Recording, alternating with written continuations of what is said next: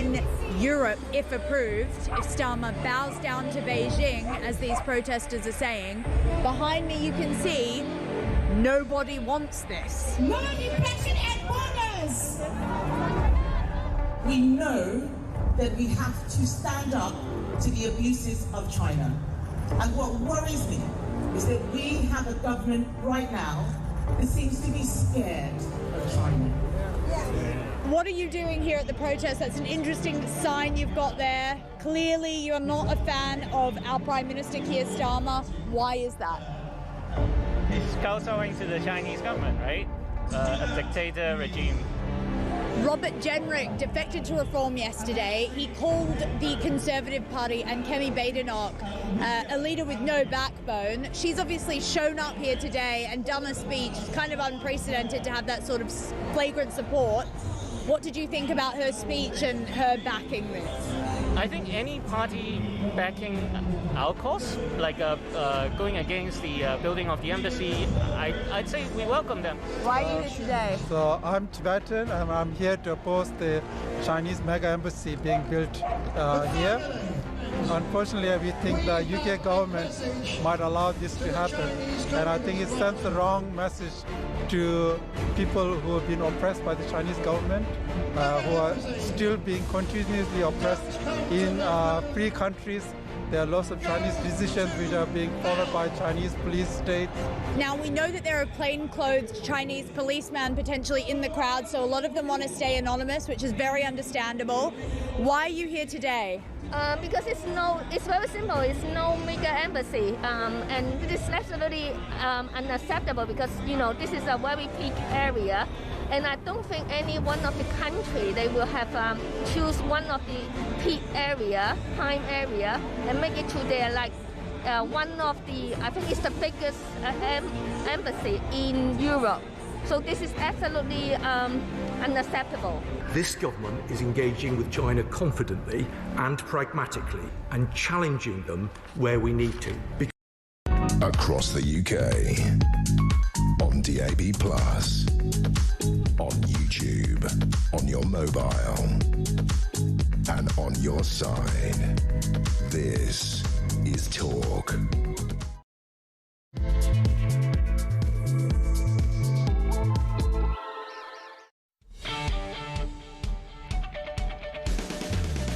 Hey, very good morning to you. Just gone 6 o'clock. It is Tuesday, the 24th of February, and you're waking up to Talk Breakfast. My name's Jeremy Kyle. This is, of course, the home of common sense and the home of alarm clock Brits. Well, you all saw it, I've no doubt, overnight. Last night, Lord Peter Mandelson, does he deserve that title? Arrested in the full view of the cameras, taken out of his £7.6 million Regent's Park house by detectives and held overnight. Well, not overnight, till about 1 o'clock in the morning. Released on bail. The charge, allegedly passing secret government information to the paedophile financier Jeffrey Epstein. Call out to Kev O'Sullivan, which doesn't happen very often, as he put it last night. So Randy Andy and Dodgy Mandy have both had their collars felt by the cops. This story is not going anywhere. But you know what? We're going to change the angle a bit today. Mandelson is what Mandelson is. Look at the front page of The Sun. I mean, it's as dodgy as hell. I've said before, one wonders if he'll squeal, one wonders how much dirt he's got. But let's bring it back to Keir Starmer. Yes, he is beleaguered, our Prime Minister, and so he should be, because as Kemi Badenoch said yesterday, this is the man that picked Peter Mandelson to be the US ambassador, one of the most highest profile civil service jobs. He selected him against the advice of almost everybody. Everybody seems to know what a toe rag Peter Mandelson, absolutely everybody. Even the Labour Party, the backbenches, warned Starmer not to do it. But no, he went ahead. What does this say about Keir Starmer's judgment? ... That he hasn't got any judgment. That would be my opinion. We'd love to hear from you nice and early. 0344 499 1000. Text to 87222. Yeah, it is about his judgment. We've got a clip. This is when Keir Starmer said, I think Mandelson's a top bloke. Have a watch, have a listen. No? Already I can feel there's a real buzz around Washington right now.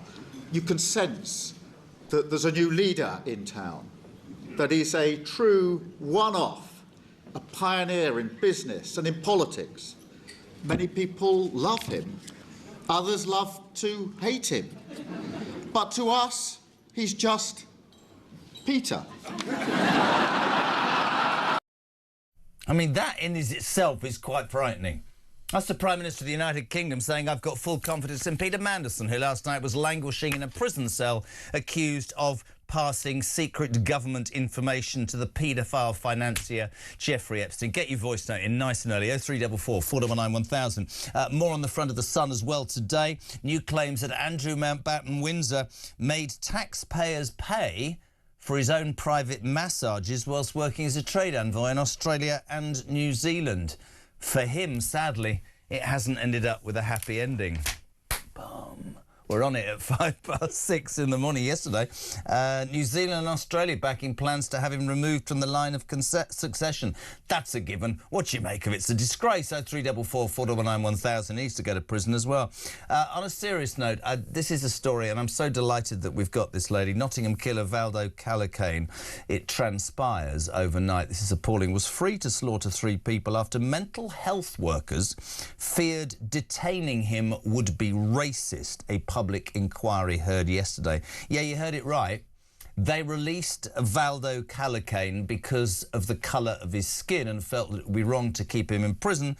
And he was let out, schizophrenic, to stab Grace O'Malley Kumar and Barnaby Webber, both aged 19, and 65-year-old Ian Coates to death in June 2023. We're delighted later on the show to have Barnaby's mother, Emma, on this show. An incredibly brave woman, and what does that say? Seriously, wow.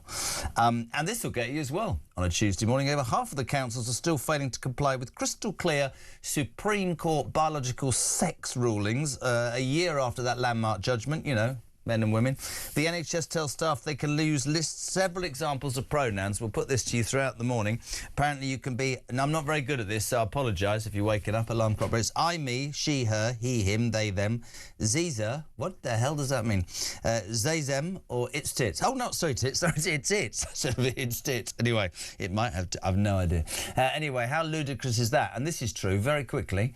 Having an operation in a month, phoned up and did the old pre-assessment the other day, and the woman said, what are your pronouns? And I went, sod and off. She didn't laugh. And also, Samara Gill, our roving reporter heading down to Whitechapel, where yesterday that story emerged that female police officer stood up to a bunch of Muslim men who said, this is our area, get out. And the police officer went, no, free speech works both ways. We're also absolutely touching base with the fact that it was 4 years ago today that Russia invaded Ukraine, and Kira Ruddock, who's been a strong voice for Ukraine, on the show as well. All of that coming up. Your texts and your emails, and we'll start in the only way we know on a Tuesday with the legend that is Matt Vickers, Deputy Chairman of a Tory party, who are smiling a little bit this morning, aren't you? Good morning. All good, all good. Although it does feel like this Mandelson stuff, it goes on and on and on, and it's just, yeah. Can I ask you a question as an MP, right? We've heard that the alleged charge could be, will be, might be passing secret government information. Everybody I speak to, even on the Labour benches, says, we've known what a toe rag, why people wouldn't go near him. You've just seen a clip from Starmer not a year ago. He must have known what was going on. Why has Peter Mandelson got away with it for so long? And more importantly, what does it say about Keir Starmer? He's an absolute rotter, though, isn't he? I mean, the guy was sacked from office. We had the loans issue, we had the dishing out of the passport stuff, resigned from office several times over. Starmer thinks it's a good thing to bring him back. We then get the confession from Starmer about the fact he knew that the guy was linked up with Epstein even after he'd been charged. The thing is stinking, absolutely stinking. But then, I mean, if you were looking at this from the outside, I've said it before, I'd say it again, if you were looking at this from the outside and we didn't have the evidence, we hadn't seen it all, you would assume that this was some, like, nutty conspiracy. The royal family linked to this, senior members of the government linked to this vile, evil paedophile, but it's not even his links to a sick pedo, it's the fact he was giving away government documents, giving away information. Allegedly. Well, yeah, allegedly. He's under investigation. Investigation, allegedly. Keir Starmer, you know that clip I played about, you know, we know him as Peter? This was him in the Commons backing him as well. Play this one. The ambassador has repeatedly expressed his deep regret for his association with him. He's right to do so. I have confidence in him, and he's playing an important role in the UK-US relationship. Not going to play such an important role if he's in... I love the headline. Well done, Cam. Porridge for Pete. He's going to have a hard time in prison, isn't he? Let's just move on. If he goes to prison, He deserves obviously. a hard time in prison. Well, I keep saying this, right? I keep saying this, and people laugh at me. How much does he have on them? Because to have even got back to that job, or any job, with the character and the background that Peter Mandelson has got, he must have loads on all of them. That's what I reckon. He'll squeal like a pig. The other unbelievable bit I just like, if you've just tuned in, it's not because he's going to be in prison. They've got away with it for how long? Like, this wasn't last year, it wasn't the year before. This is decades of these guys have got away with what they've been up to. It's finally coming out all this time down the line. How have they got away with it for so long? They're in it up to the necks. And also the other story about Andy this morning, page 5 of The Sun. Rub down for Andy. Oh, God, The Sun is so fantastic. Rub down for Andy. Taxpayer massages. Disgraced Andrew Mountbatten Windsor used taxpayers' money for massages whilst working as the UK's trade envoy. Ex-civil servants claim. Ex-civil servants only now. We were paying for him to be rubbed up. I mean, the whole thing. It's not been a happy ending, though, has it? Well, I'm sorry about that. I can't possibly not do that all morning. As a royalist, all of the things that people criticise these entitled people about, you kind of argue, no, there was a role for the royal family, you defend the Queen, you defend the King, and then this guy just lets the side down, doesn't he? But you know, unbelievable level. I agree with you, but I do think, and I said it yesterday, this is me being quite serious as a royalist, I think there are massive questions to answer. I'm glad the Queen is no longer here. She will always be an icon to me, but I have to tell you, the way that she treated him, the way that she let him get away with his behaviour is being questioned. How much Charles knew, but more than that, and all the people who say, oh, it'll be fine, the British monarchy has never been in such a perilous state. I genuinely believe that. Yeah. I don't know what they're supposed to do to get it back, but it's important. I mean, I still think the Queen's amazing. She's not here to ever account for it. So she paid for my education, of course. But I'm not. The point of the matter is, if your mum gave you 12 million quid, she'd ask you what it was for, wouldn't she? Yeah.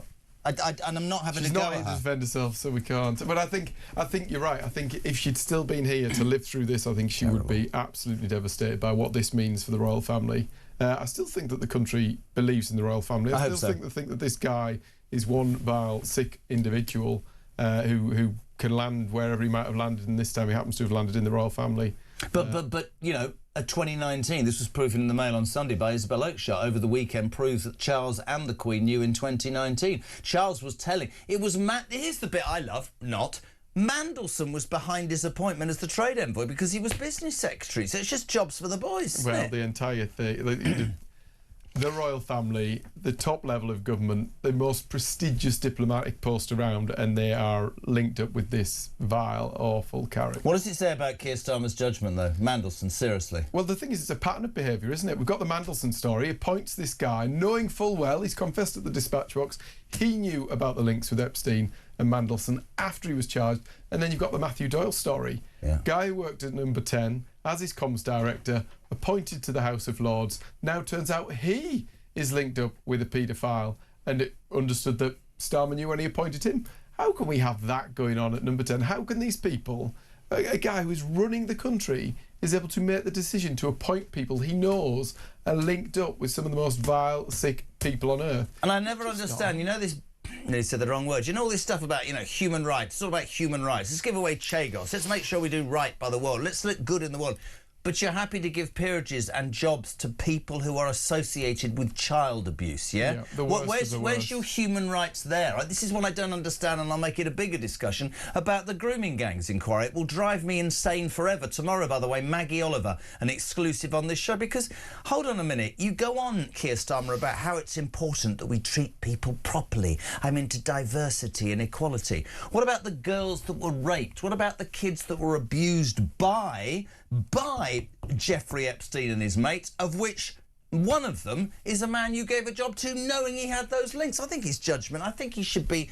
I can't have the horror stories, but the thing becomes remote, actually. That is what it's all about. It's about the victims, what they've gone through. Yeah. But it becomes remote because we start looking at how horrific it is that these guys are getting appointed and the people appointing them know about the link. But actually, it comes down to what went on. What that vile creature did to those girls is just beyond the pale. 0344 499 1000. Get your voice notes in nice and early to Christian. He's in white today. I don't know what that means. You can also get a text in. Damien, or G-Spot, as we call him, because we can never find him. He's looking full of beans today, 87222. This is a question I wanted to put to you. Jeff, spot on. Has anybody heard a peep from the creator of Lord Mandelson? The one and only Tony Blair? I wonder why. It's not just Starmer's judgment, it's the whole of bloody New Labour, their project for the last 30 years. When I say squeal, I'm not pointing fingers, you have to wonder. You know, Gordon Brown came out, I think, to defend his own position. Not a peep from Blair. Well, there's a documentary being released, isn't there, at the minute, about Blair, the Blair years and the Blair story, whatever it is, just come out on Channel 4.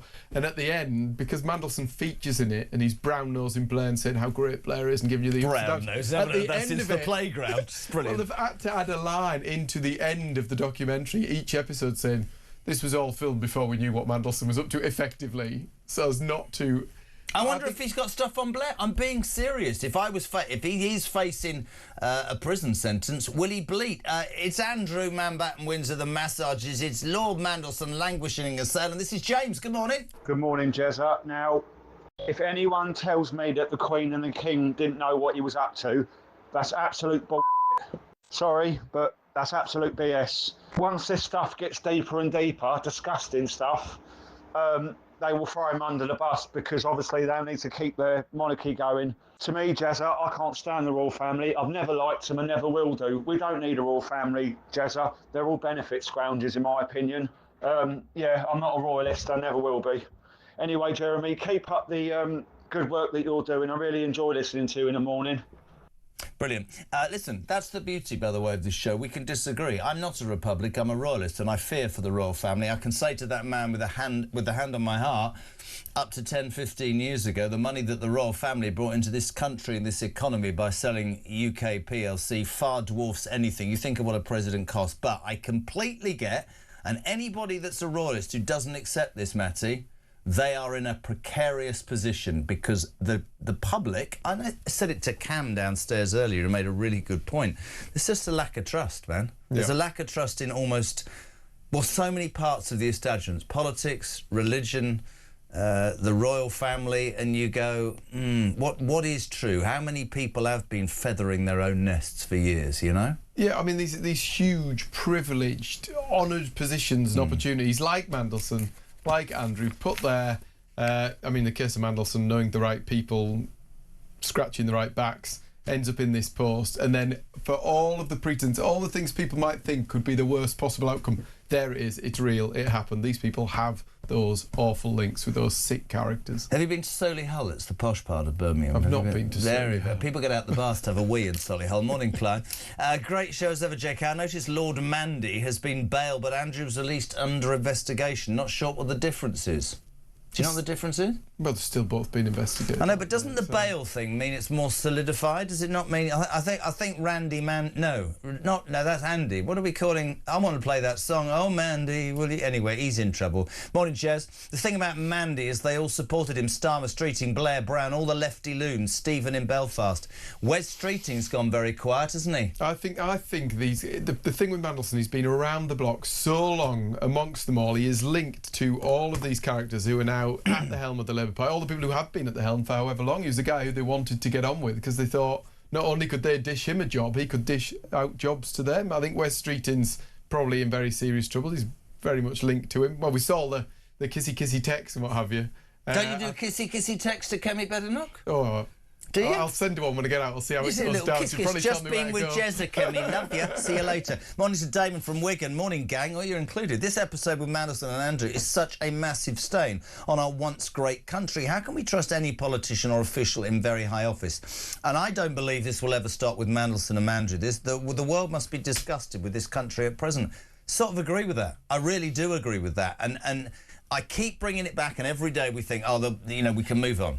Right? And there are other news stories today. It is 4 years since Ukraine was invaded. We are going to be talking about that terrible story of the Nottingham killer released because of the colour of his skin. But every single newspaper, things can only get sweatier. Mandelson, Andrew. Now Mandelson faces the music on the front of the Daily Mail. Mandelson arrested on the front of the Telegraph. It's literally everywhere. But him, Andrew's so easy to just imagine you're in the pub. He's not. What I'm trying to say, but Mandelson, how much does he know? How much has he got? How deep does this go? Well, I mean, the other part of it is you saw that PMQs the other week where Kemi lanced Starmer over this. He fessed up. I was going to ask you, were you lot surprised on the Tory benches when he did when I did know? Because there was an audible gasp from the House of Commons. Well, the other bit that kind of got a bit lost because they bottled it, but that afternoon, after he'd confessed that at the dispatch box, was then a humble address because they were trying to prevent publishing all the materials they had on the vetting. The fact that Starmer was going to send those MPs through a lobby to vote to cover up documents that will expose all this, it's just absolutely rotten. It stinks. There should have been no second thought as to him handing over all this material. Well, that material, actually, this is in the news as well today, because Darren Jones, the Chief Secretary to the Prime Minister, says that, you know, these documents will soon be released. This is going to put pressure, like the Epstein files with Trump. They need to get those out. Of course, he was going to stand up and go, well, we'll decide which one's released. No, you bloody well won't, because it's a cover-up. But I will say one thing, which I didn't think I was going to say. I've been super critical of the police in the last few months, and quite rightly, I think, when you can't find one and you can't report a crime. I think they've got these two things right, and I think that anybody weirdly, and I think that anybody who knows anything is definitely going to have their collar felt, and I think that's a great thing. Well, the one thing that will happen at the end of this, hopefully, is that people will see justice happens. No matter who you are, these guys are going to be held to account. He's going to see real consequences for what they've done. Your boss stepped up to the plate yesterday. No mention of you. Morning, Kemi. Brilliant. This is the defining moment of Keir Starmer's premiership.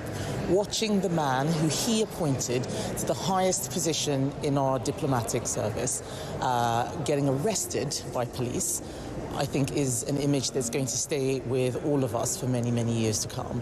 And when people think about Keir Starmer and his premiership, they will see the arrest of Peter Mandelson as the defining moment. I think that the fact that I asked him if he had full confidence in Peter Mandelson just a few months ago, and he said yes, despite all of these allegations being known, only to see the man arrested shows that the Prime Minister has a terrible judgment.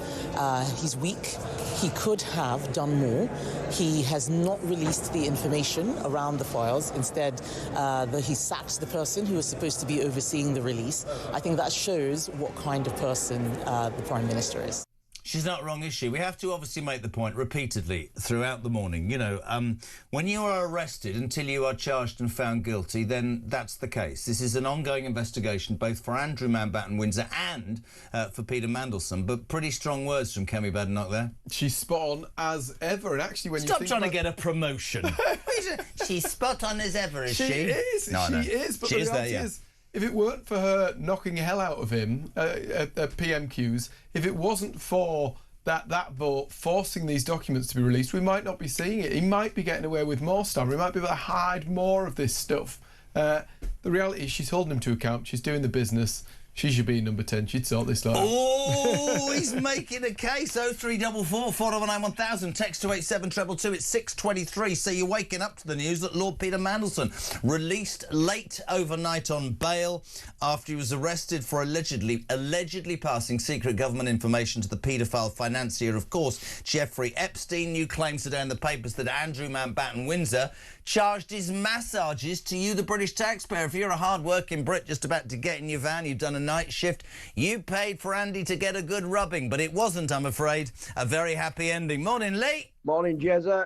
This week with Mandelson. Listen, 100%, mate. He'll chuck everybody on that bus. 100%, he'll chuck every one of them on that bus.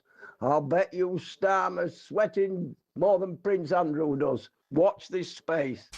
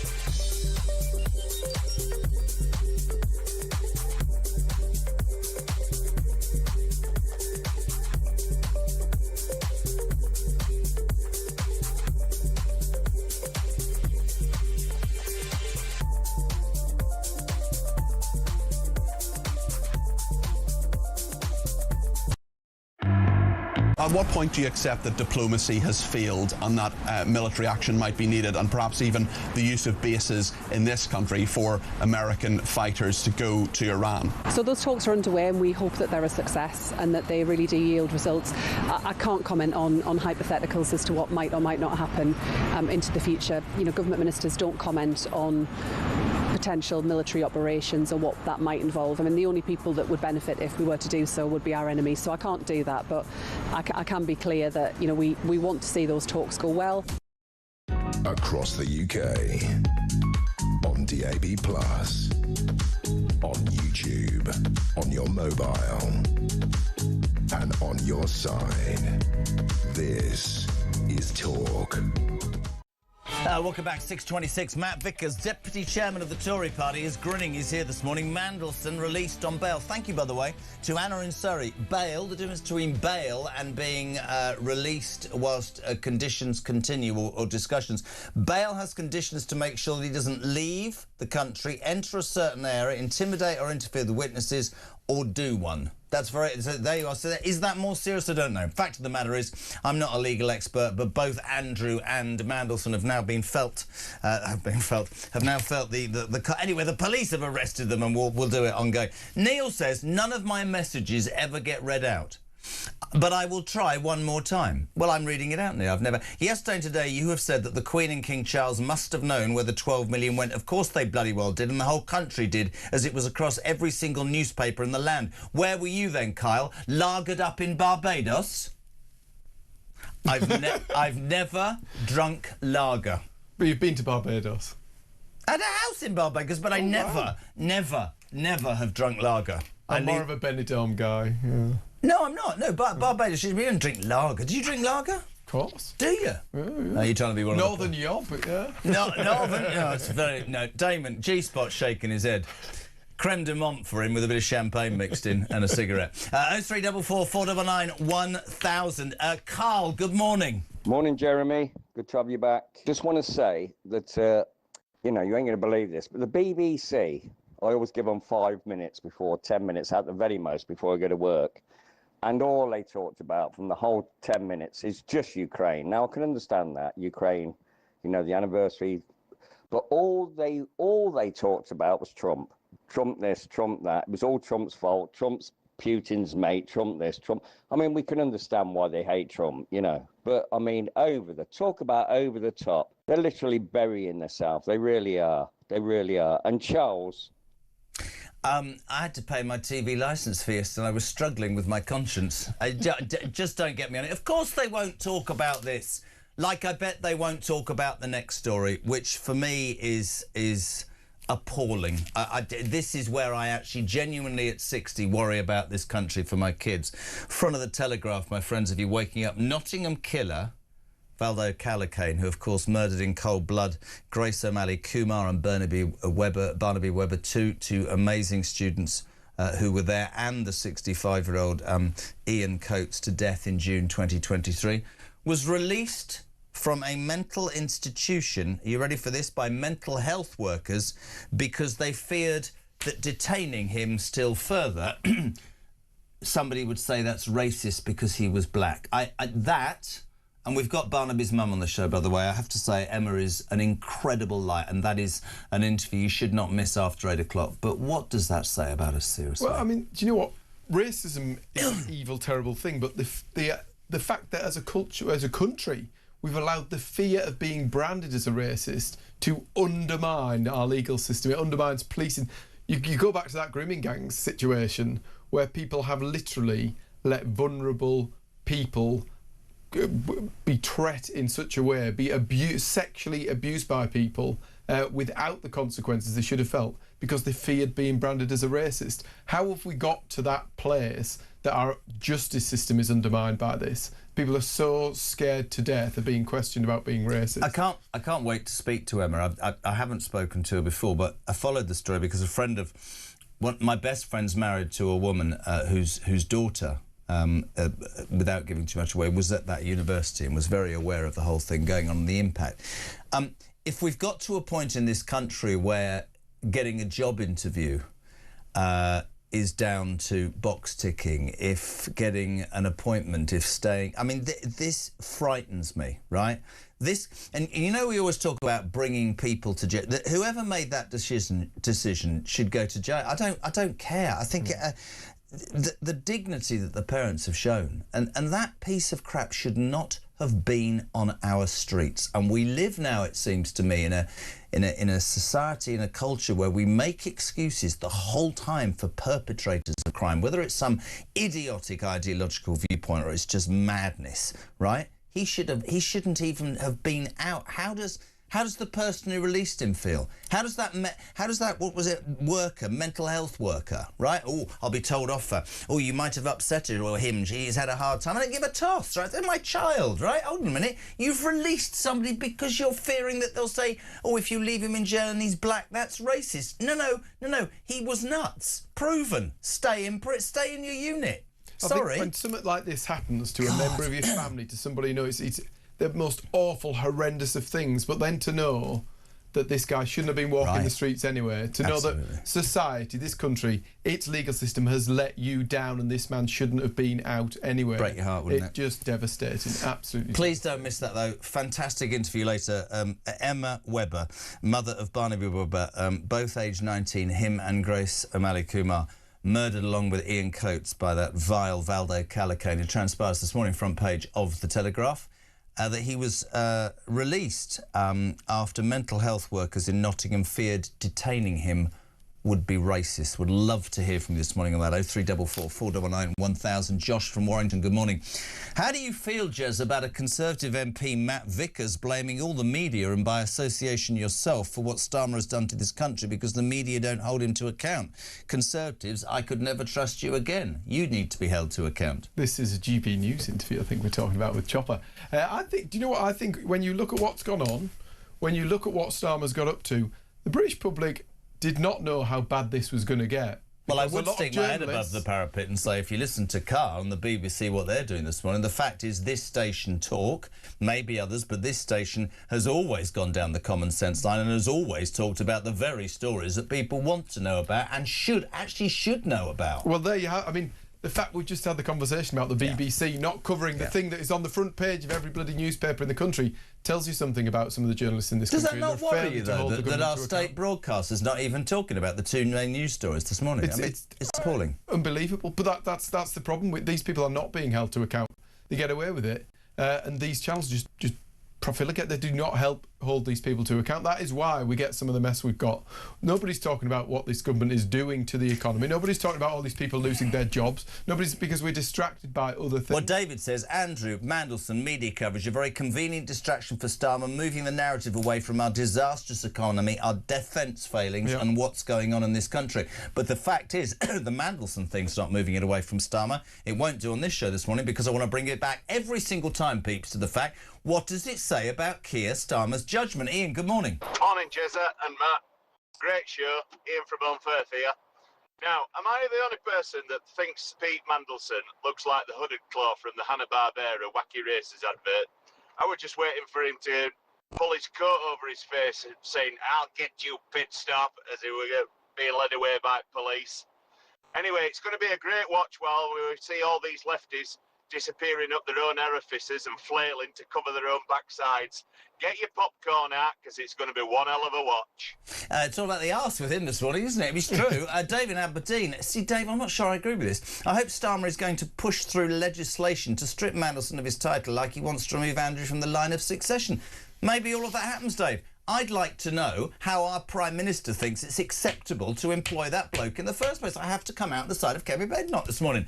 How can this man have the audacity to tell us that he's the right person to lead this country if his judgment again and again and again is at best questionable, and if we're being completely honest, he gets everything wrong? Everything. I can't unsee the Dick Dastardly thing now. I cannot unsee the pit stop thing. But I think you're right, everything goes wrong. And actually, we're talking about this vile individual today, but more broadly, we need to be talking about what this government is doing to this country. Not only is he failing his judgment in the appointments he makes, he's failing to take this country forwards. People are paying record levels of tax. Yes, true. Yesterday we saw the stuff about SEND. The one thing you want when you pay all of your tax, you want to know that you've got police on the streets, we've got less police on the streets. You want to know that the most vulnerable kids are being looked after. Yesterday we got the news that they're removing educational healthcare plans from special educational needs kids. Like, it's all going wrong. He appoints the wrong people. He runs the country in completely the wrong way. Everybody's being taxed to death. It's true. And you're getting sod all more in return.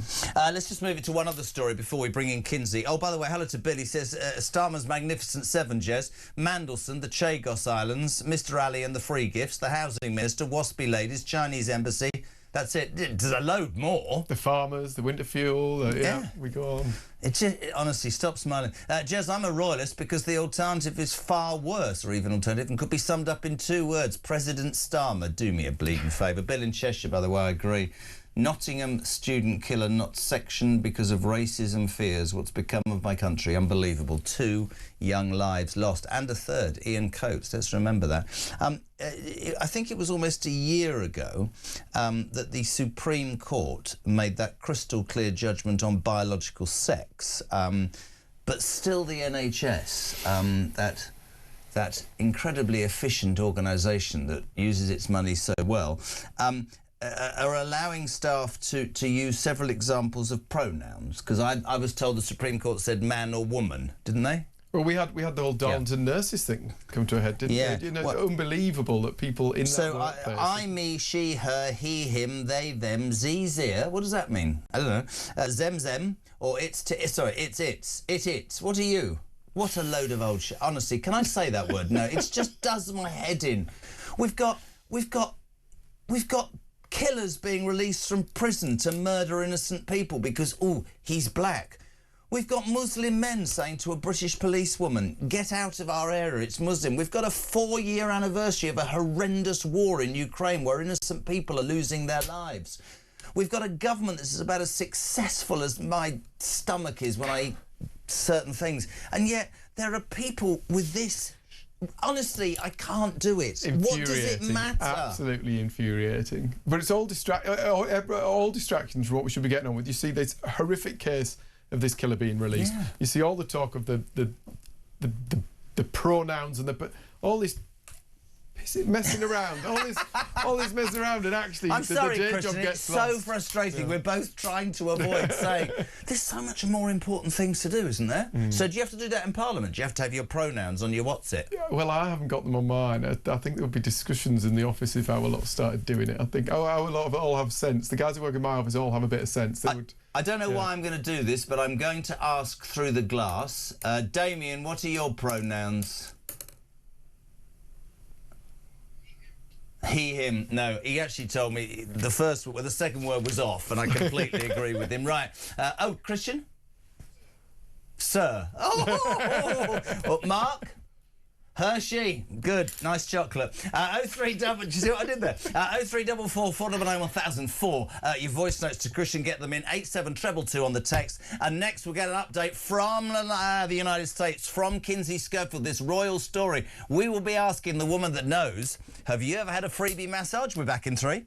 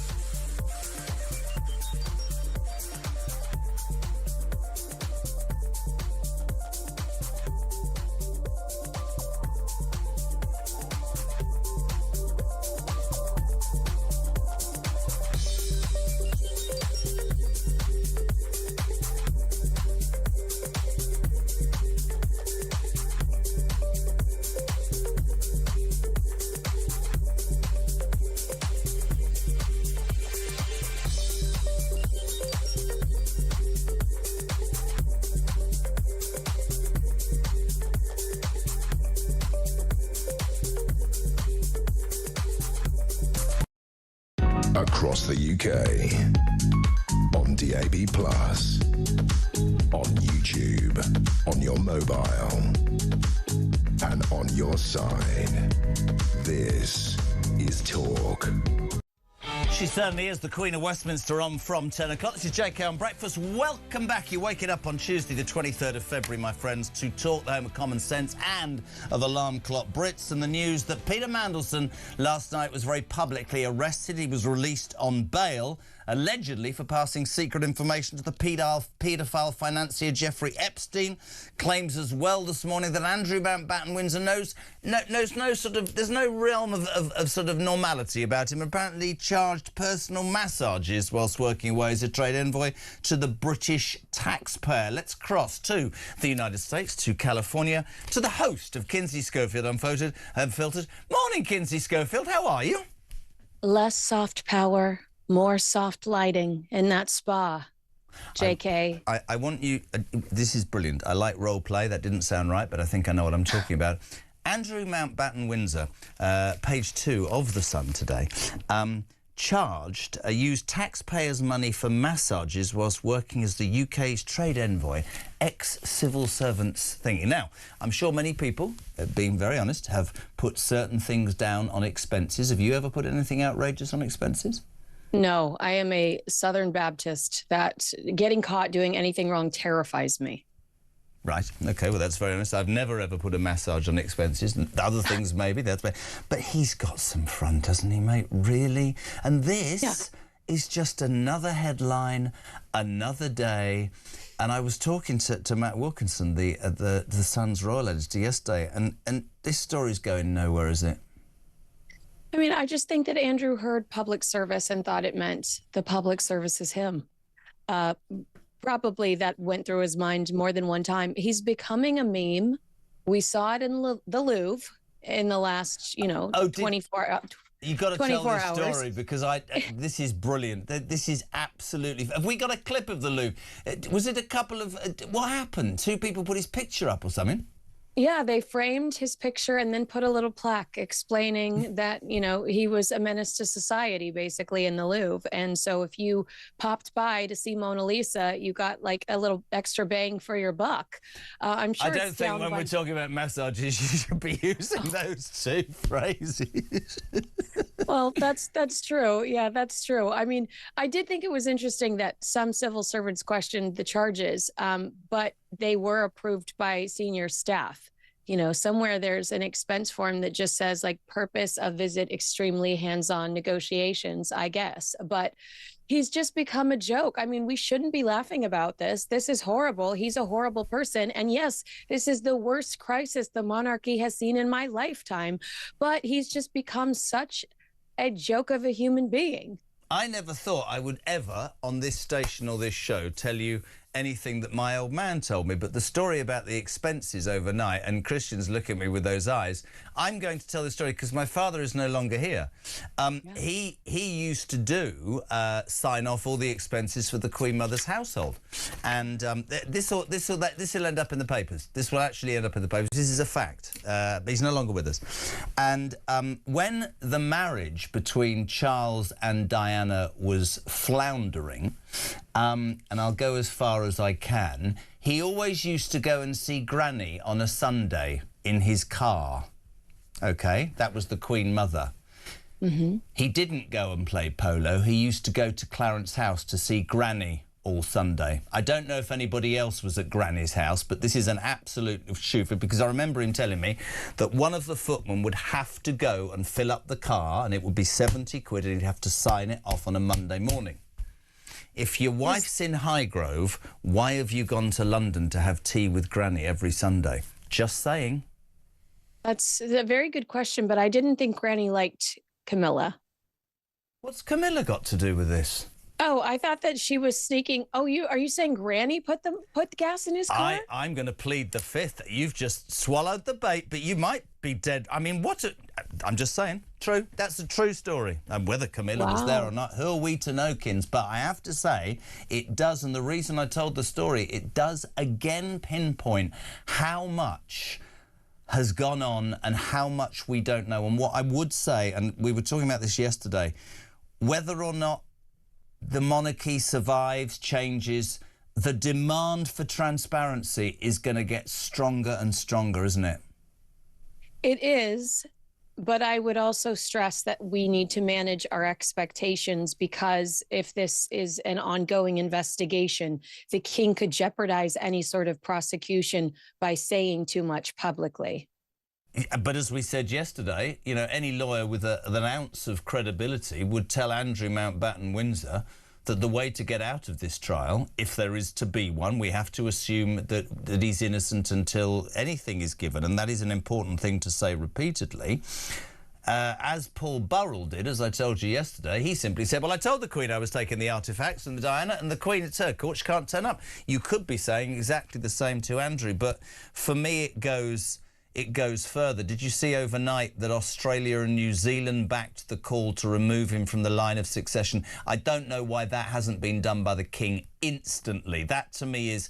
We're talking about a bloke who's been removed from public life. He's had all of his titles removed, whose sordid little dirty lifestyle is being rinsed across the world, and he's still 8th in line to the throne. Of course, he's never going to accede to the throne. Let's get him out. I don't know why the King hasn't done that straight away. Genuine comment there. Well, it would require, primary legislation passed by Parliament. So Parliament would need to pass a new act, and then the bill must pass both houses. And then, the Commonwealth realms, so you've mentioned 2 of them, but there are like over 50, then they all have to agree on the same thing as well. So technically it's complicated, but I do believe it could happen. And I think everyone would commit to it, but it has to pass a new act of Parliament. It has to be approved by the Commonwealth realms, across the Commonwealth realms. But you see, this is where I don't understand our Prime Minister, and you're not political, but here's the thing. They passed a bill within 5 minutes about British Steel, right? If I was not trying to curry favour, but if I was trying to do right by my people, I passed that. Well, if I was trying to distance myself from Peter Mandelson and his tidy-whities, yeah, I would jump in there. Can you ever get that view of his tidy-whities out of your head? Is it something that you think about the whole time? Yeah, when I close my eyes, it's like Satan tattooed it in my eyelids. Whenever I close my eyes, it's just Peter Mandelson in his little panties, and I reject that image. I refuse it. I don't want it anymore. I've never worn tighty-whities. I just want you to know that if you ever have a moment where you close your eyes and think, I'm joking. We've got a voice note for you. Karen, good morning. Hi, Jeremy. I think we need to understand what's really going on here. I think there is a coup d'etat to actually depose the king going on here. This Epstein Files thing goes very, very deep indeed. Now, if we get rid of the monarchy, if the monarchy gets deposed, yes, Kins, I don't think there's a coup d'etat. I disagree completely. I think we're talking about the British people and the British press, well, most of the British press, holding to task an organisation that still has a lot of love, but is going to find itself in the spotlight increasingly because of its behaviour. Yeah, I mean, I would use Trump as an example of why the monarchy is so incredibly important, because it's just watching this man melt over King Charles and Prince William, knowing that he has such a hostile relationship truly with Keir Starmer. I think it's the perfect example of that soft diplomacy and why the British royal family needs to continue to exist, because Trump goes over there, gets his butt kissed by the monarchy, and now sends millions of dollars worth of money and tech opportunities to the UK. So yes, there's an argument for the amount of tourism the British royal family brings in. I am living proof of that. But I also think it's so much deeper, and that they stay above the political line. I think that that's important. I mean, do you want to have a country as polarizing as my country is politically?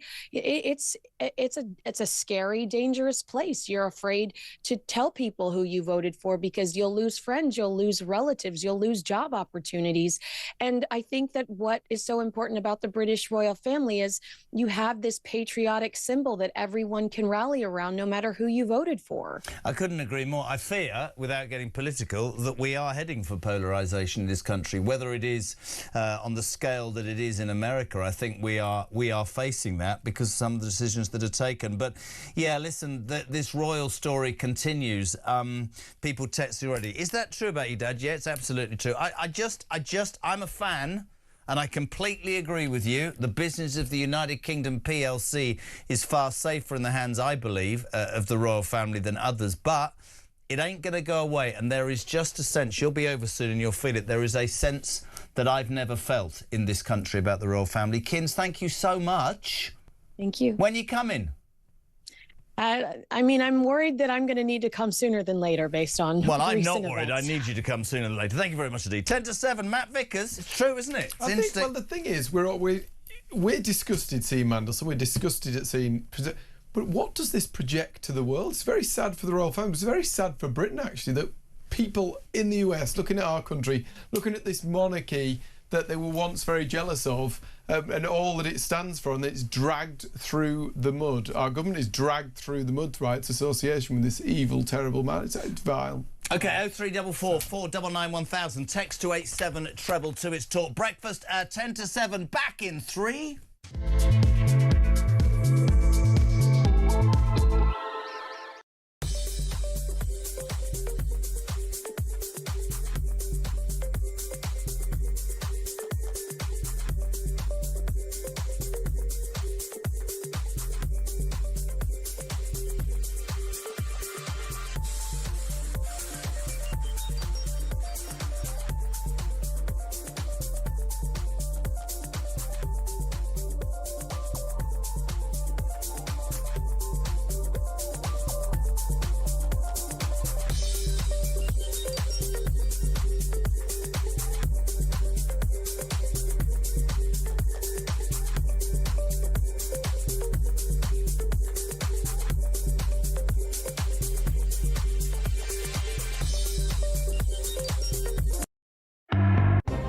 We genuinely are on resignation watch. There is absolutely no doubt about it. Labour MPs, they say, listen, Keir, your position is untenable. This is all about appointing that rat, Peter Mandelson, who faces a criminal investigation. Can Keir Starmer survive the Mandelson scandal? We have breaking news for you. We've just been talking about, of course, Morgan McSweeney, the Chief of Staff. We've now had another resignation from Number 10. Keir Starmer's Director of Communications, Tim Allen, has now also resigned. The plot is thickening. The noose is tightening.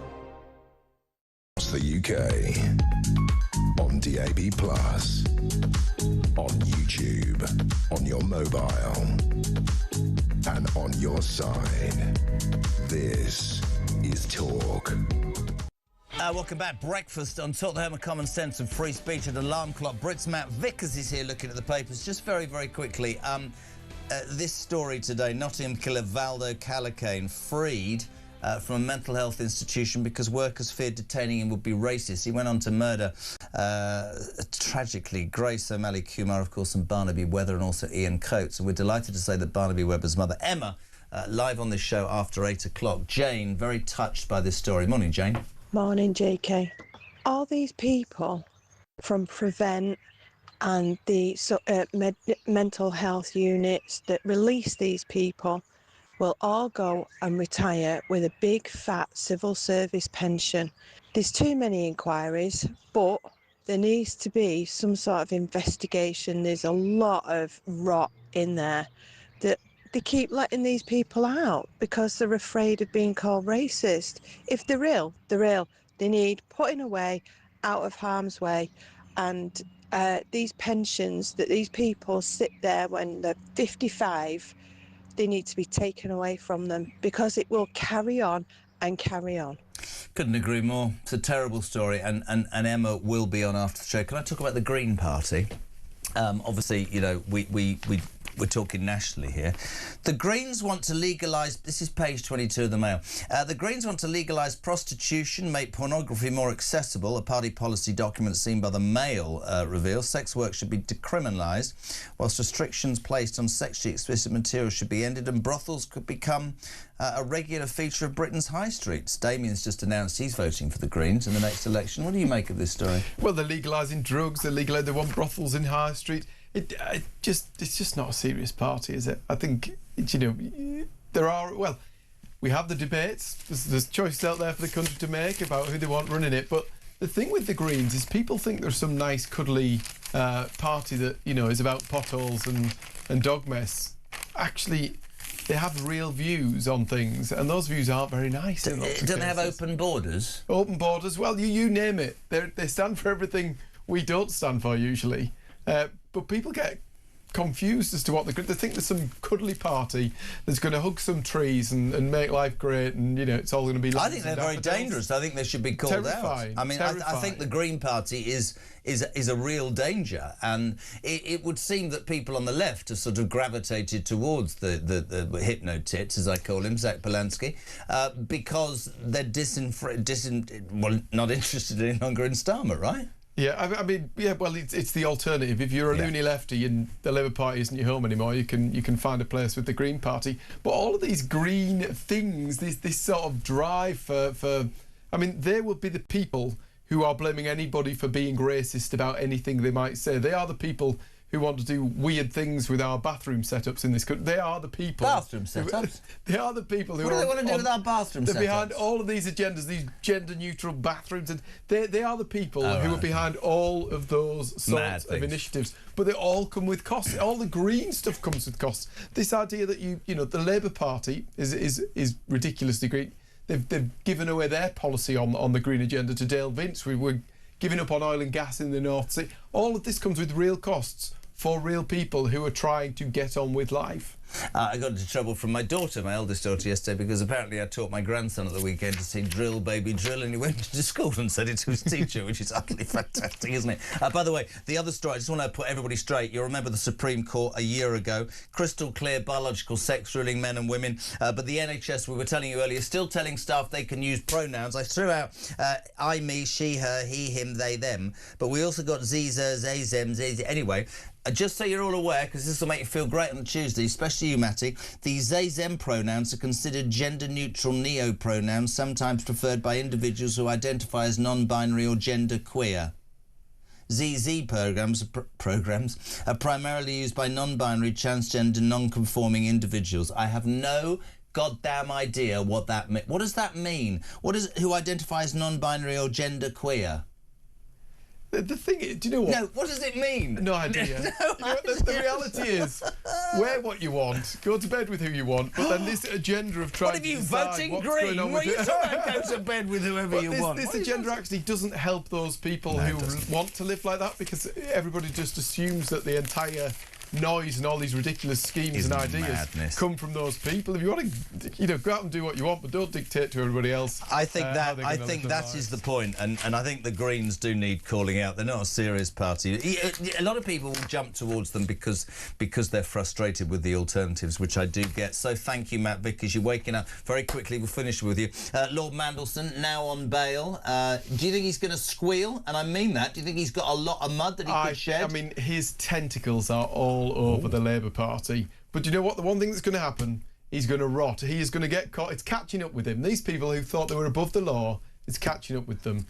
Mountbatten wins overnight. Andrew Mountbatten Windsor apparently charges massages to the British taxpayer, but it's not been a happy ending, has it? You're loving me, aren't you? And also, listen, in the next hour, Sir Ian Duncan-Smith kicks us off, former Conservative Party leader, of course. We'll talk Mandelson, we'll talk the Royals. We'll also talk about 4 years ago today, Russia invaded Ukraine. We've got Ukrainian politician Kira Ruddock as well. We'll also talk about that appalling story. Nottingham Shakira Valdo-Calacane was released to murder Grace O'Malley Kumar, Barnaby Webber and Ian Coates in June 2023 because the mental health workers that were working with him thought that to detain him for longer would be deemed as racist. That is the country we are living in. That is what you're waking up to. It's almost 7 o'clock. If you want to get your voice into Christian, 0344 499 1000, your text to 87222. Thank you to Matt Vickers. We'll see you next week. He's off probably for a lie down. We're heading towards the news at 7. That is next on Talk Breakfast. Back in 3.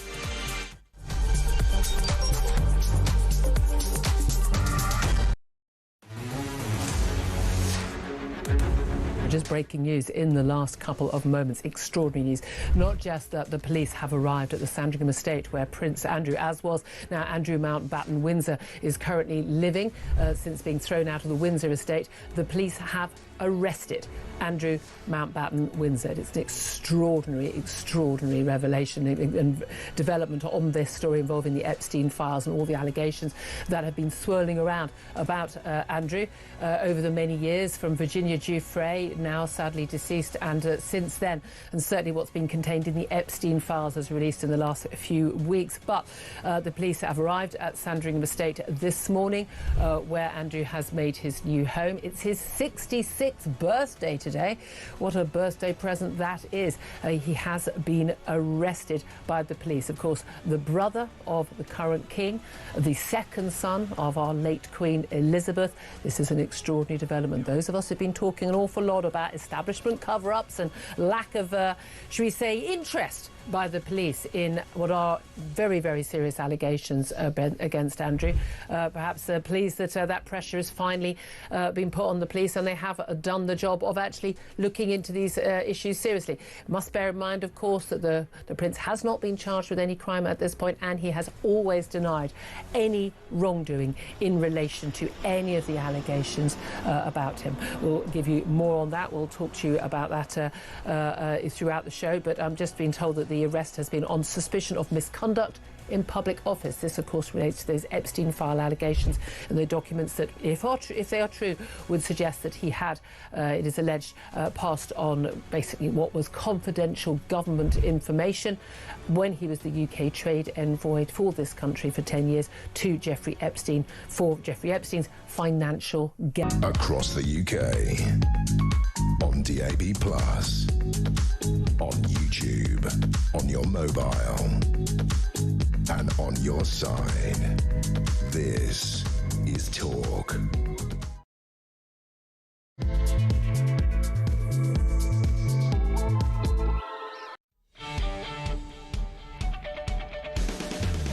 Welcome back. Just gone 7 o'clock. You're very welcome. This is Talk Breakfast, the home of common sense and the home, of course, of Alarm Clock Britain. Thanks for tuning in.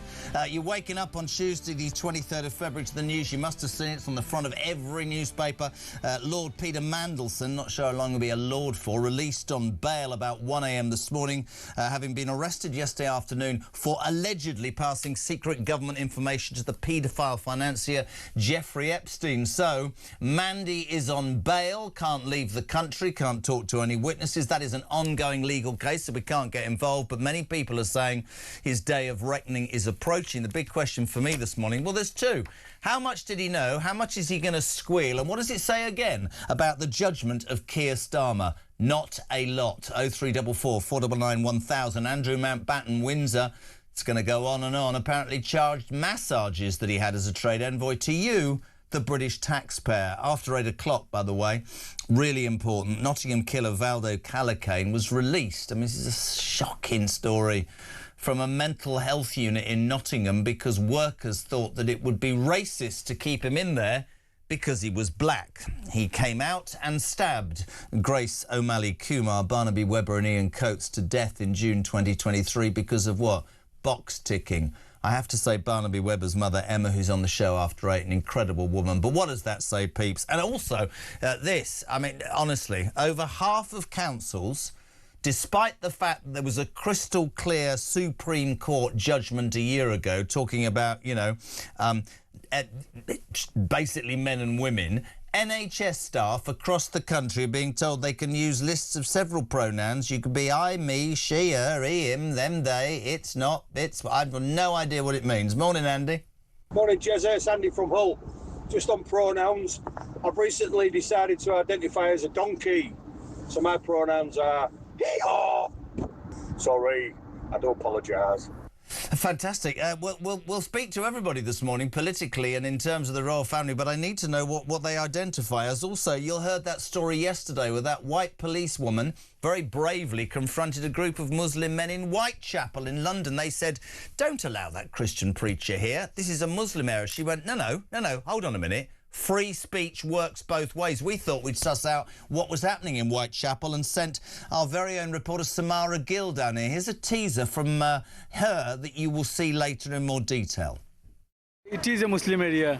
Yeah? Lots of Bengali people and Muslim people live around this area. If people say things that are offensive to Muslims, should the police be called? Yes, definitely. Is Whitechapel a Muslim area? Well, apparently it is, but for them to even be proudly say this is a Muslim area, when Christians are trying to live there too, is totally unacceptable.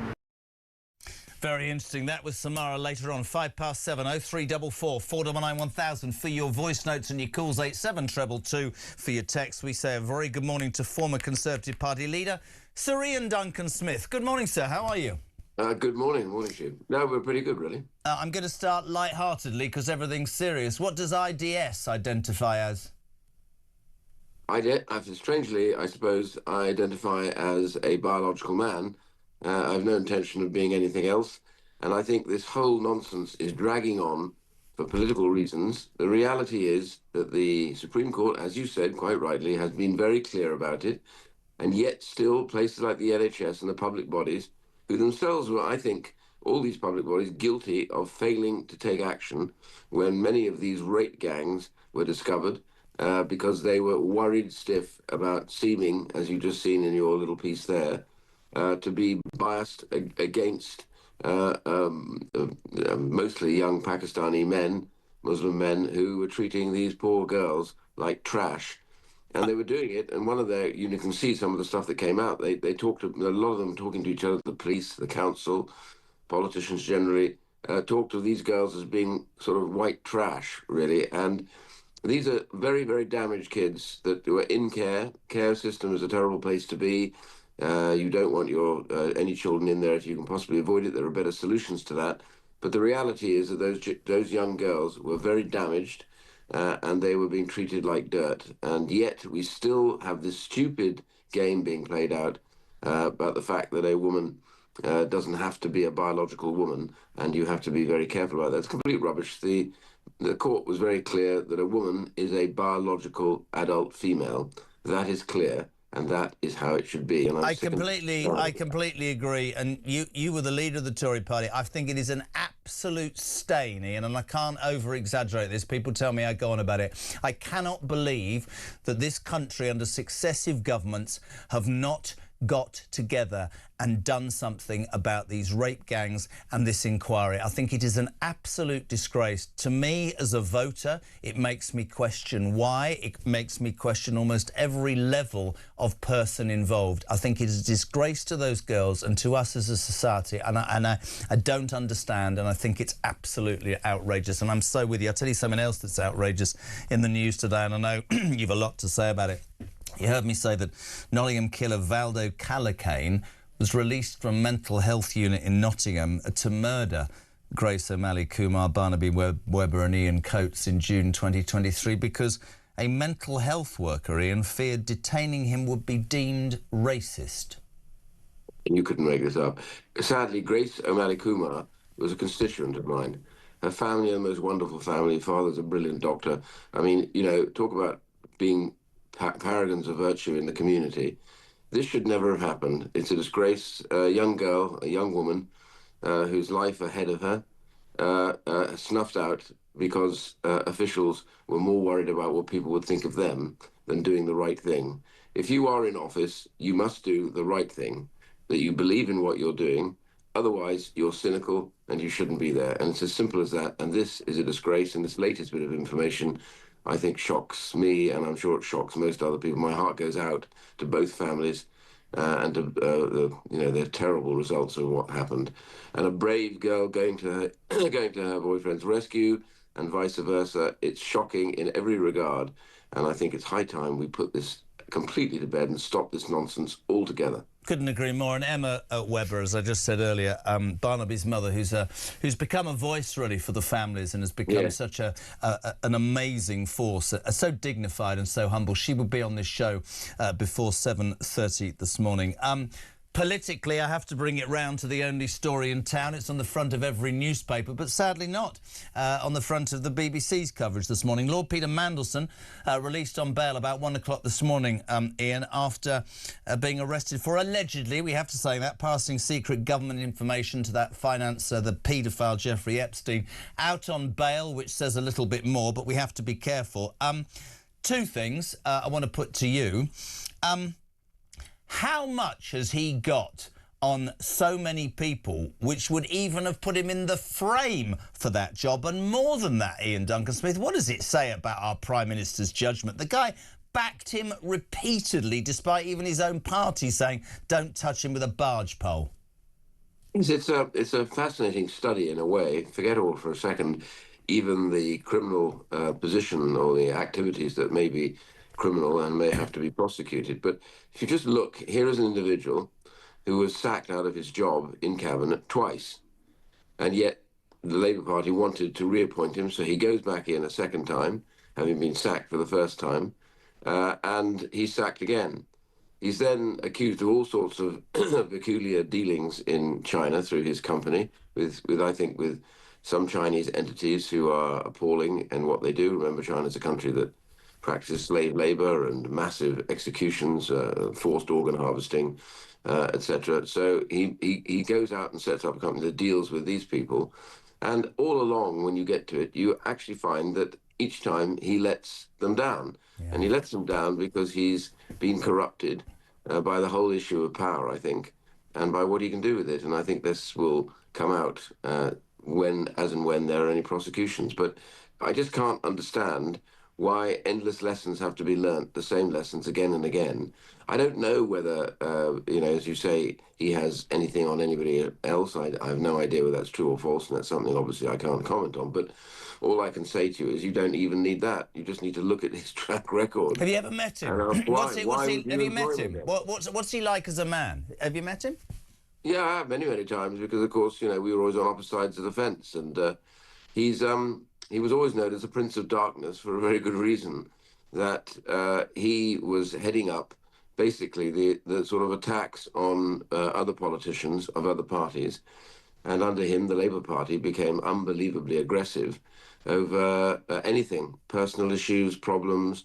I called it, I made a speech many years ago after Blair had been in power for a couple of years, and I said, welcome to the new world of total politics. There is nothing that they won't attack you over or try and get to you, whether it's personal or anything else that normally was something that would be left away. No, anybody in your family was fair game now after that, and anything you do.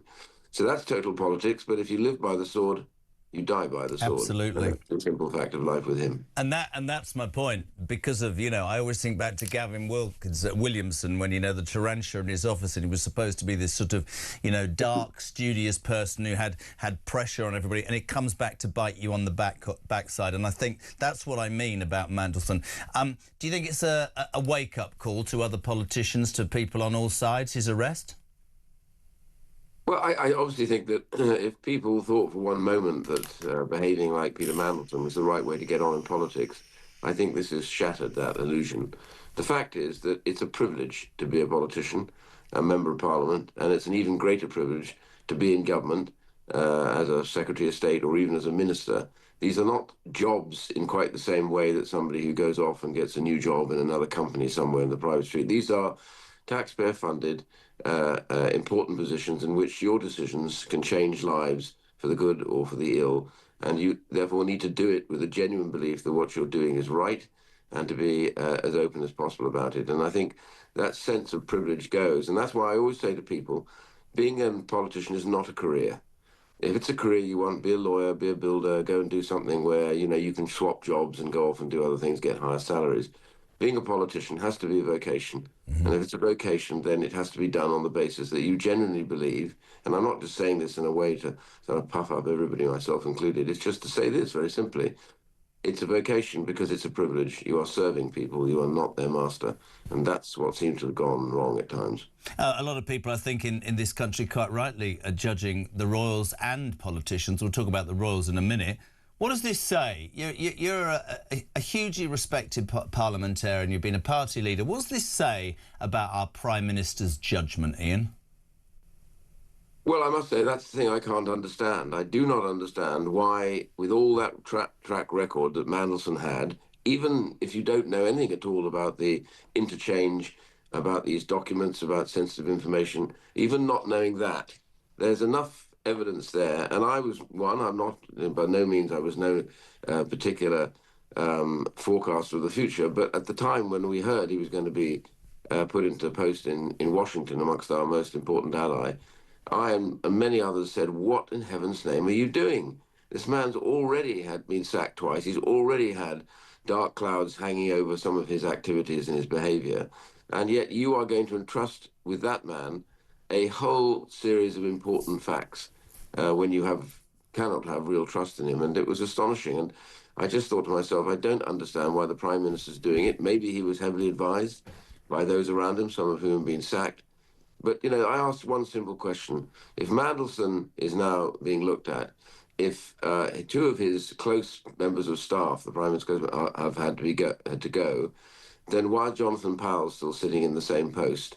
These people, including him, were ones that said to the Prime Minister, you should take on Peter Mandelson. Well, if the others are gone for getting it wrong, then many of us simply ask the question, Jonathan Powell, who was one of the architects of trying to get this Mauritian Chagos deal down the road, who was involved with Peter Mandelson in business dealings, etc., in China, which have caused real concern to many of us who are very opposed to the nature of China's appalling behavior.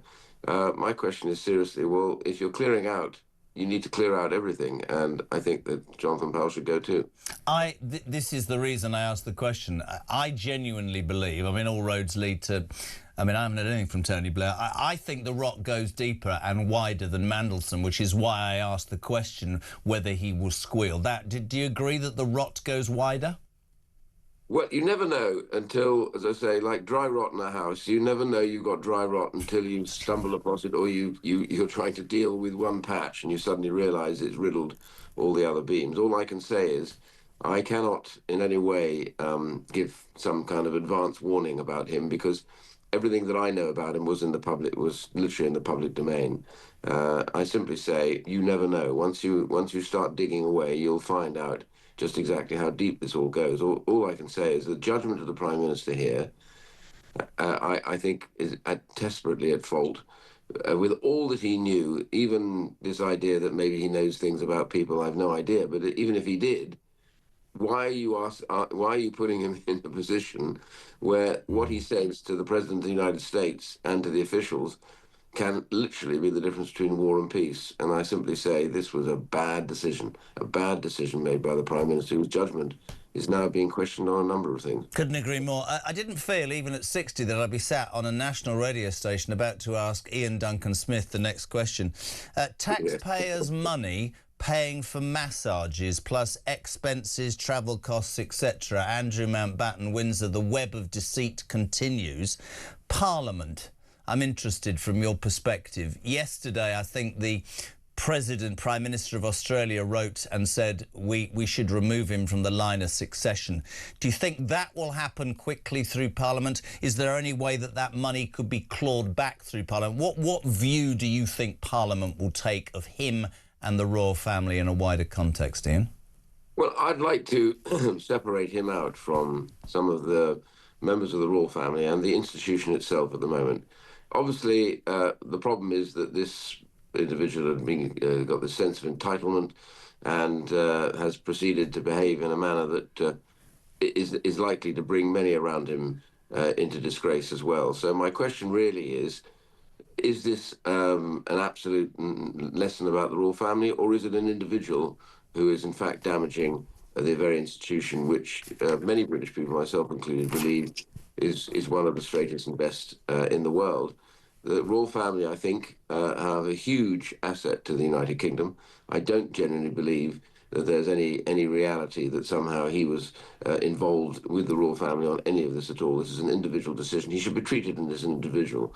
But you asked the question, will Parliament do this? I don't know. I believe it will eventually have to happen because, as a factual point, he cannot be in the line of succession if he is no longer officially a member of the royal family. So that really is the key. But above that and beyond that, the reality is he's never going to be king, or the honest truth, he's never going to be anything in the future at all, because who will trust somebody who seems to have allowed himself to become corrupted to such a degree?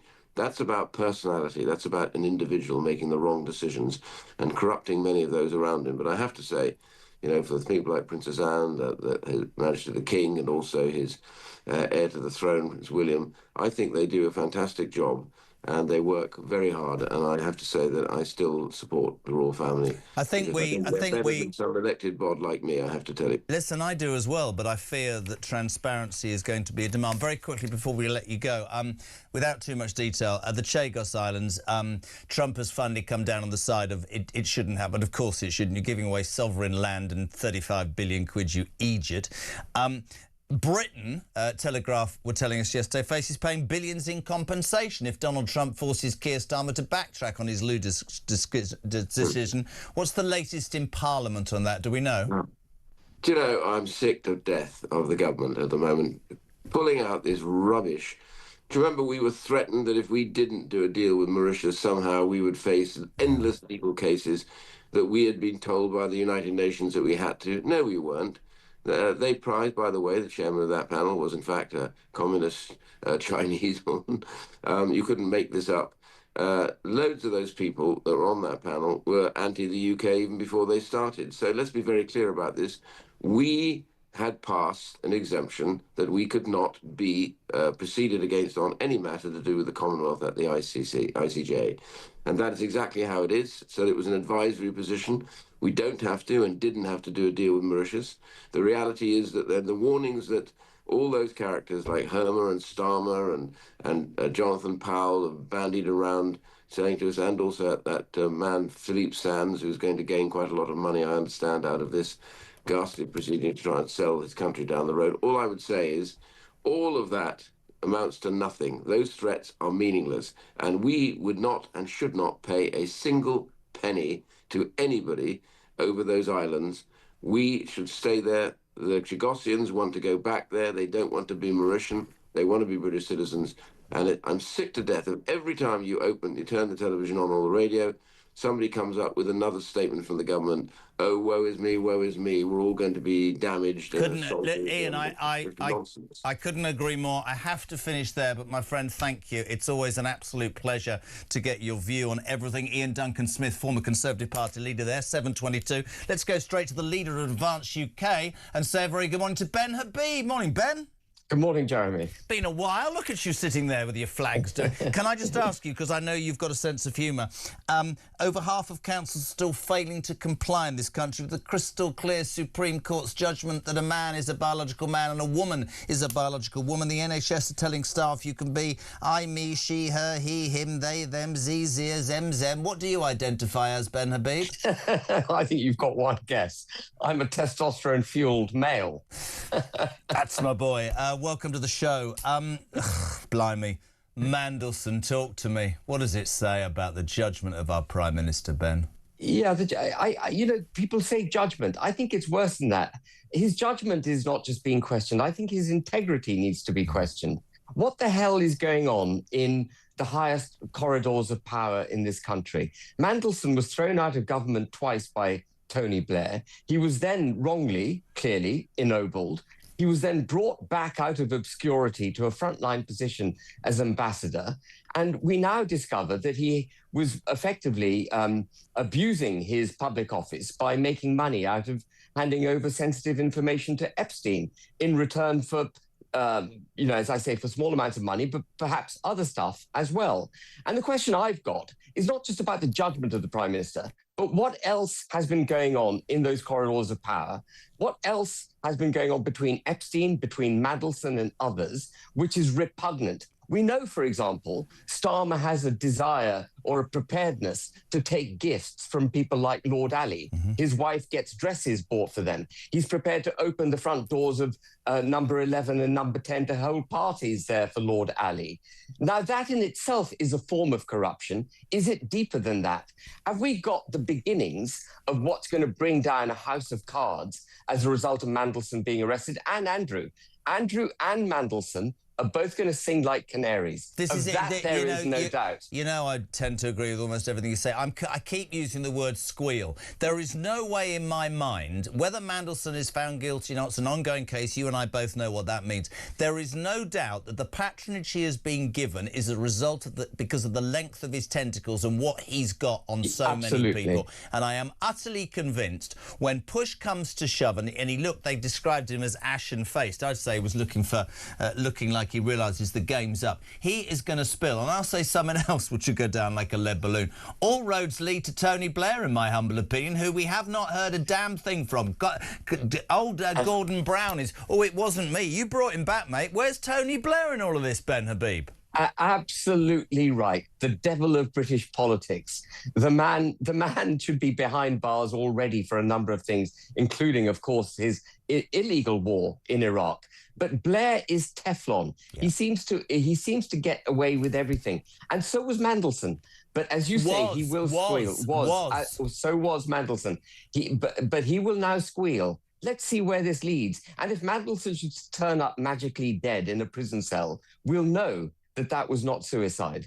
Very interesting. I mean, I was talking to Cam, who works on the show, does a brilliant job earlier outside this morning, and he was saying you start to get the feeling that people across this country, Ben, are questioning so much about the institutions that perhaps we've taken for granted or just accepted for years. Parliament, the royal family. We know about the ongoing Andrew saga.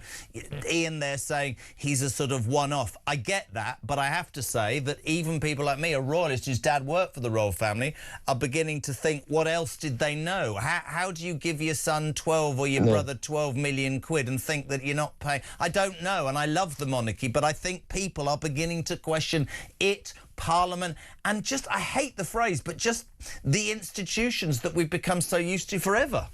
Yeah, I mean, it's a very important point you're making, because typically in the past, if people got fed up with the government, they'd vote them out and a new lot would come in and we'd give them a chance to put the country right. But so badly have we been governed and so dishonestly have we been governed for so many years that people are losing faith in the very institutions of the country itself. And down that road lies a very, very dark path, because the British people at some point were very unlikely and very slow to be moved to violence or to direct action, is the other way to describe it. But eventually, if you lose faith in those that govern you and the institutions around them, the British people may take things into their own hands, and that would not be a good outcome. I want to put something to you. I'm so chuffed you're on, mate. We've missed having you on. It's fantastic. Loads of people, well, the majority of people that listen to this station and watch this station want rid of this government, are appalled by a Green Party that today has called for the legalisation of prostitutions. They want to prostitute. Their prostitutes are going to be legalised, porn for everybody, free drugs, free everything, right? It would be fair to say the majority of callers ask me to ask the same question whenever I get you on, Rupert or Nigel. Advance UK, Restore Britain, Reform UK, all have their agendas and their thoughts. Is the danger not that if we carry on like this, the vote on the right will be split, and the unfathomable thought that the Labour Party blocked or supported by the Greens or anybody else could in fact get in again, Ben Habib? So at the moment, we're 3.5 years off a general election. At the moment, what's happening on the right, I think, is a very healthy thing. We're having a debate amongst ourselves as to what it means to be right-wing. What are the policies that need to be delivered in order to save this country? There isn't a settled view on that. I was very pleased to see Reform coming out, for example, against the conversion of churches to mosques, and declaring that they would ban the burqa and the niqab. But these are not positions Reform would have held a year ago. These are positions to which Reform has been kicking and being dragged to that position by parties like mine. You know, we had a conference for our members on the 7th of February in which we proposed the banning of the burqa and the niqab, the conversion of churches. And we went further, like things like, for example, in our policy on the restitution of British culture, we would prohibit swearing on any book other than the Bible when taking office. And you could have a neutral oath if you like, but you couldn't swear on the Quran or some other foreign religion. And these are things that we need to have a debate about on the right-hand side of politics. We need to get a settlement about where we see what we see needs to be done in order to rescue our great country. Once that debate has taken place, once we've got some kind of settlement, then I think we can worry about the electoral mathematics and how we make sure that we never get a Green government and that Labour is absolutely obliterated. What I can absolutely declare for you now, Jeremy, and for all your viewers, is Advance UK will robustly debate its position, will put forward policies that will save this country. But when it comes to the general election, we will be absolute adults, and we will make sure that the government that is next, the next government of the United Kingdom, will be a pro-British government doing what is right for this country, a 180-degree change in the way this country is governed. We will absolutely make sure of that. I'm not, listen, we're friends. That is great to hear for many people listening and watching. This is me off the top of my head. That sounds conciliatory, that you talk about debate, you talk about settlement, you talk about the resolve of what needs to happen with this country. If I was tuning in, I'd say that all three of you are then saying we've got our positions, but at some point we would all understand that we have to in some ways get our heads together or do... Well, I don't know how we dress it up. There's no need to dress it up right now because the bigger picture is making sure that we never return to what we're experiencing right now. Would that be a good summing up? That has to be the right outcome, and I'm sure the right outcome will emerge. It's too serious for it not to emerge. But in the meantime, we can force the Conservative Party and Reform, and Restore Britain and I are pretty much on the same page. But we can force these other parties to adopt our positions, and that's fantastic. Great to have you on, mate. Seriously, that has to be the best red wall I've ever seen. That is posher than Clarence House. Listen, mate, great to have you on. Thank you very much indeed. The leader of Advance UK, Ben Habib, live and exclusive on Talk Breakfast. 0344 499 1000. Text to 87222. Morning, Sean. Morning, Jeremy. Sean from Grimsby. See another report this morning about war with Russia is inevitable, whilst our government at the same time is more concerned about pronouns, zia, wa, cha, they, whatever, right? You know, the Russians are absolutely laughing at us. The Russians don't have to invade us, mate. All they have to do is sit back and watch us destroy ourselves because our government are absolute idiots. Great show, mate.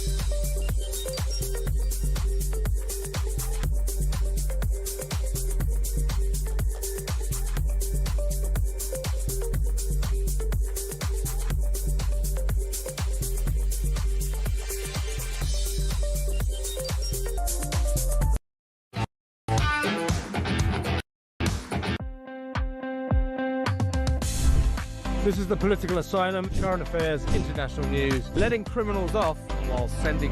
Oi! Oi! You shut up. I'm trying to record something. Stand by for 3 powerhouse hours of breaking news, challenging views. I don't give a flying damn about international law. I think people will viscerally reject this. We're with you every weekday night, Monday to Friday, 7 until 10 p.m, right here on Talk.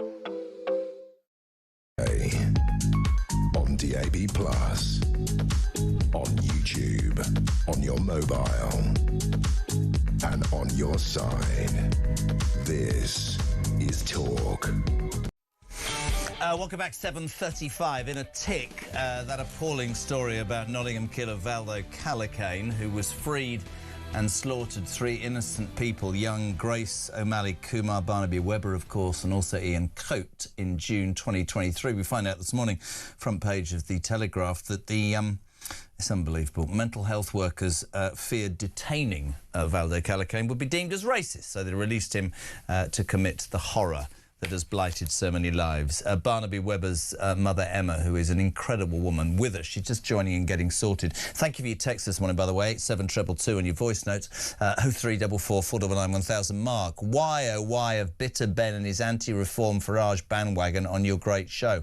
I'll tell you exactly why, Mark, because there are all sides to every argument. I have said it repeatedly. This morning we have had the deputy chairman of the Tory party doing the papers. We've got Sarah Poach in at 8 o'clock. Yesterday we had Nigel Farage, we've had Ben, we've had a former Conservative Party leader in Ian Duncan Smith. If you're going to win an election, right, you have to be able to have those discussions. I thought the most interesting thing from Ben Habib there was the intimation that, you know, whatever happens, restore, advance, reform UK, it is about those people thinking, how do we not put ourselves as a country back where we are now? Betty says, your story about pronouns, Jez, my pronouns are taxpayer and mug. Yes, I like that. Matthew Trowell, do you think he... No, I'm not doing it. Do you think he likes gardening, Matthew Trowell? What a totally crap joke. Morning, Jez. Brilliant question for Ben. I'm very pleased to hear his answer. What about Rupert? Yeah, well, there we go. Jez, Brian Ganaway. Did your dad work for the royal family? I would never have known. Thank you. Brilliant. Margaret in Norfolk, great point. Starmer instantly apologised to Epstein's victims. When is he going to bloody well apologise to the British grooming gang victims? Yep. Jeff in Dorset. I still can't understand why HMRC have not been involved with the 12 million quid that Andrew paid off Virginia Giuffre with. Because if I have a few hundred quid, it gets scrutinised, absolutely. Hello to Margaret. Many police forces and social services betrayed the grooming gang victims. Starmer and Labour are risk betraying them too. The worst betrayal of all. This would be their legacy. And finally, just for now, Keith in Wolverhampton, mate, all right, if I had £1 for every gender there was, I'd have 2 bleeding quid. Morning, Dan. Morning, Jeremy. It's Dan from Kent. Couple of points on Andrew. Why is he still entitled to live on a royal estate and have, I presume, a valet, butler, chef? Isn't that taxpayers' money? And also, where's Sarah Ferguson in all this? Fergie seems to have disappeared. Kapoof, gone. Where is she? I mean, it's proven on the Epstein files that she was involved heavily with Jeffrey Epstein, but she seems to have completely vanished. Great show. Couldn't agree more. Not about the show, about the fact she's vanished. She's going to be questioned, undoubtedly. My favourite moment from that voice note was poof, and he's gone. 0344 499 1000. 22 minutes to 8 o'clock. As I said, the country, the world was shocked by that evil, horrible, heinous human being, Valdo Calacane, who was released from a mental health institution in Nottingham in June 2023 because mental health workers, it says on the front page of the Telegraph today, deemed that if they detained him, it would be seen as racist. A public inquiry heard yesterday that Calacane was released and was free to murder Grace O'Malley Kumar, Barnaby Webber and Ian Coates. I'm delighted to welcome to the show a lady I've long wanted to speak to, Barnaby's mother, Emma. A very good morning to you, Emma. Morning. Hi, Jeremy. Great to have you on the show. I've got 6 kids. I don't even know how I'm supposed to start this interview. When you hear stuff like that, geez, man, what does that do? For us and for me as a mother, it's devastated me. It's ruined our lives. I've lost my precious child, and there aren't words to describe how awful losing your child is. But to know the facts that we know now, to learn more about this, and I'm so glad you called him He's a vile monster. He's a vile, evil monster who knew exactly what he was doing, Jeremy. And yesterday was a really grueling day. And despite everything that we've already been able to expose ourselves and everything we already know, still more facts came out yesterday, and that was day one. And it's going to be a very long process, but we're here now. Public inquiries. I mean, sitting there in the full view of the press, finding stuff out that legally you weren't to know about or didn't know about before, such a strain, as if the families haven't had enough strain already. Yes, he is a vile piece of crap, and he should never have been released, and I want to tread carefully out of respect for you, but what does it say about so much about our society, about the state of this country? I mean, it's a complete abject failure of your son, of Grace and of Ian Coates, isn't it? It's sadly it's the scale of the number of organisations and institutions that are at the inquiry, I think, sums it up, because there's, I think, 12 or 13 institutions, organisations, so 2 police forces, 2 hospitals. Then you've got the university itself, you've got the council, you've got the court system, you've got the prison system, the IOPC, the CPS, and it goes on and it goes on, and every single one of them, without exception, failed grossly. And what we heard yesterday was the litany of missed opportunities and ineptness of individuals and organisations who is basically as just didn't do the jobs properly. It was so frustrating and so disturbing to hear how many chances he had and how much was given to him, and they're relying on his word when he was clearly manipulating, stockpiling medication, refusing to take medication, lying about it. Do you know what, Jeremy? He's lied and manipulated, and he planned this whole attack. It came out yesterday, I understand, about for finally, for the first time ever, a suggestion of race comes into this. And, that can't be the thing. It can't be because he was black. We have to deal with the facts. But what I don't know if came out very clearly yesterday, the very big question about what was found on his phone. It's never been made public before. Do you know what he'd been downloading and looking at on his phone? He'd been looking at Dunblane. He'd been looking at Buffalo. He'd been looking at mass shootings. He'd been looking at what happens with body-worn cameras from the police and the emergency services. He knew exactly what he was doing. He was in Ilkeston Road. He was prowling and hiding in that area because yesterday we heard countless examples and accounts of him stalking, assaulting, and scaring the living daylights out of students. He's a 30-year-old man at university, put in halls of residence with 18 and 19-year-olds. And those witnesses, those brave students are coming forward this week to give witness. So it's not my hearsay. It's not our take on this, because clearly we think nothing but ill of him. But the facts will come out, and this person, he wasn't released. It wasn't like he was released from a mental institution and went on to do it. He was discharged in September 2022 because he failed to turn up to appointments. They were sending letters to an address he didn't live at. He constantly, and they knew he gave false addresses. They tried to ring and there was no answer. He said that he was abroad and wouldn't be back until October. His mother actually confirmed that he was in the country because she'd spoken to him. So he was discharged to his GP, and in his GP's witness statement, there was no red flag. There was no, this is a dangerous person who's been sectioned 4 times, violent assault. The girl that had to jump out of her window to escape him, she broke her back. She's got life-changing injuries. She wanted to press charges and she couldn't. She was not allowed to press charges. That will come out this week. You will see the scale of this individual and his reign of terror over a number of years in Nottingham, and the inability and the lack of care of duty for police officers and for mental health staff to just do their jobs. My son should be here today. He should be 22 years old. He should be here today. So should Grace, and so should Ian. Ian should be getting up and going fishing somewhere, enjoying his retirement. And it breaks my heart that they aren't. And it wasn't an accident. There aren't many people that leave me speechless. I genuinely don't know what to say. I've a couple of thoughts, bless you. Litany of failure, state failure, right? Yeah, failure. Failure. The easiest way to sum it up, Jeremy, is imagine anything that could go wrong and everything that could go wrong did go wrong. And that's you can just see by police officers that didn't bother to put his name in, police officers that just chose not to take it any further, they didn't want the hassle of dealing with mental health related crimes. Do you think it's symptomatic of a society that, in my mind, at the age of 60, seems to have got to a point where we make all sorts of excuses for the perpetrators of crime and seem to not give as much of a toss in any way about the victims, that it's all about apologising and making excuses for bad behaviour rather than punishing that bad behaviour? I started by saying this, and this, some people will be offended. This man should, there's an argument for the death penalty in such a horrific situation. But there will be people wringing their hands going, oh, this poor man had mental health illness. You've just outlined how this was systematically planned and missed. God, you're brave. God, I would be. Jeremy, he was mentally unwell, seriously mentally unwell. But I would question you. Can you give an example of anyone that commits a crime like that isn't diminished responsibility?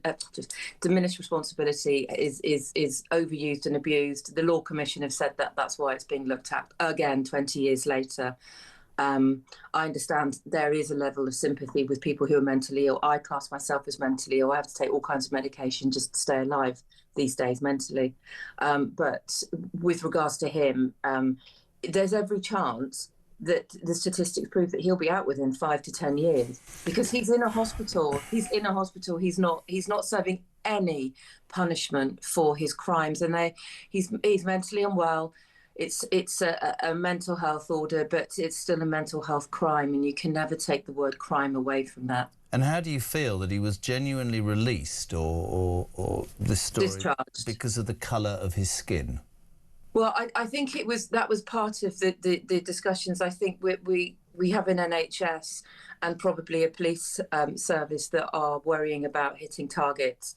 Rather than saying why are a particular demographic being sectioned more or being arrested more, and looking into the background, why are we just trying to tick beds? I think they wanted their beds free as well. We found out yesterday of the community mental health team, nobody wanted anything to do with him. They were so scared of him. They were terrified to deal with him. They were even given notice that they were not allowed to visit him on their own because he was so dangerous. But this is somebody that they deemed okay to discharge. He was left in the community at will. So that says it all. But more will come out. To lose a child is beyond comprehension to me. To have to then sit through, as you said, and it was only day one of an inquest, an inquiry that will basically outline systematic failure at all levels. How do you do it? A genuine question, just parent to parent. How do you do it? It's a good question. I don't know. I have to. I guess it's because I'm a parent, because of Barney. The little bit I have left of him, he's in here, and I have his brother, who's going to be 19 this year. So. I'll do it for my boy, but I'll do it for Grace and Free, and as do the other families. But this will be, I can't say we want, this will be a turning point in society, Jeremy. It really has to be, because we're not going to stop crime, we're not going to stop tragedies, but with things like this, so many things could have been changed, and Barney, Grace and Ian would be here today. Wayne and Sharon wouldn't be facing the terrible injuries and lifelong changes that they're facing, and to just know that monster is sat receiving his benefits. I believe watching the proceedings yesterday and having to sit there with his mother and brother, only steps away from me. It's everything's brutal, but I will get through it somehow. Much has been said about this case. You are incredible. It is an honour to have you on this show. Please, we'd love to continue to have contact and know what's going on, and just love and respect completely. And thank you, Emma, for being on the show. Emma Webber there, mother of Barnaby Webber, who along with Grace O'Malley Kumar and Ian Coates was stabbed to death by Nottingham killer Valdo Callacane, a heinous man who, it transpires, had planned all of this. Social services and medical staff were too scared to deal with him, so they released him into the community. I agree with Woody and Melton Mowbray. Says the people that made that decision, they too should be doing jail time. This is Talk Breakfast.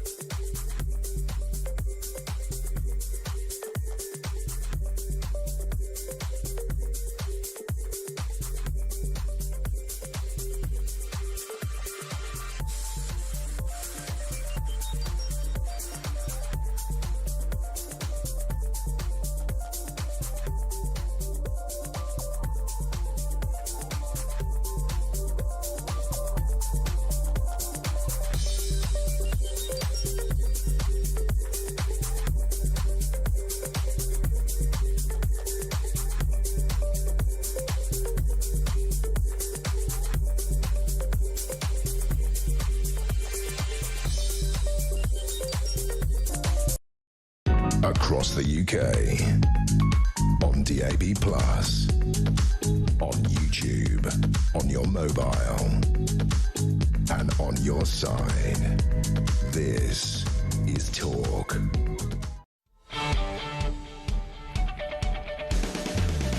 Welcome back. You know, every now and then you just stop, don't you, on a show like this, and you think, we can moan about the Prime Minister, we can talk about all sorts of things, and then you speak to somebody like Emma Webber, Barnaby Webber's mother.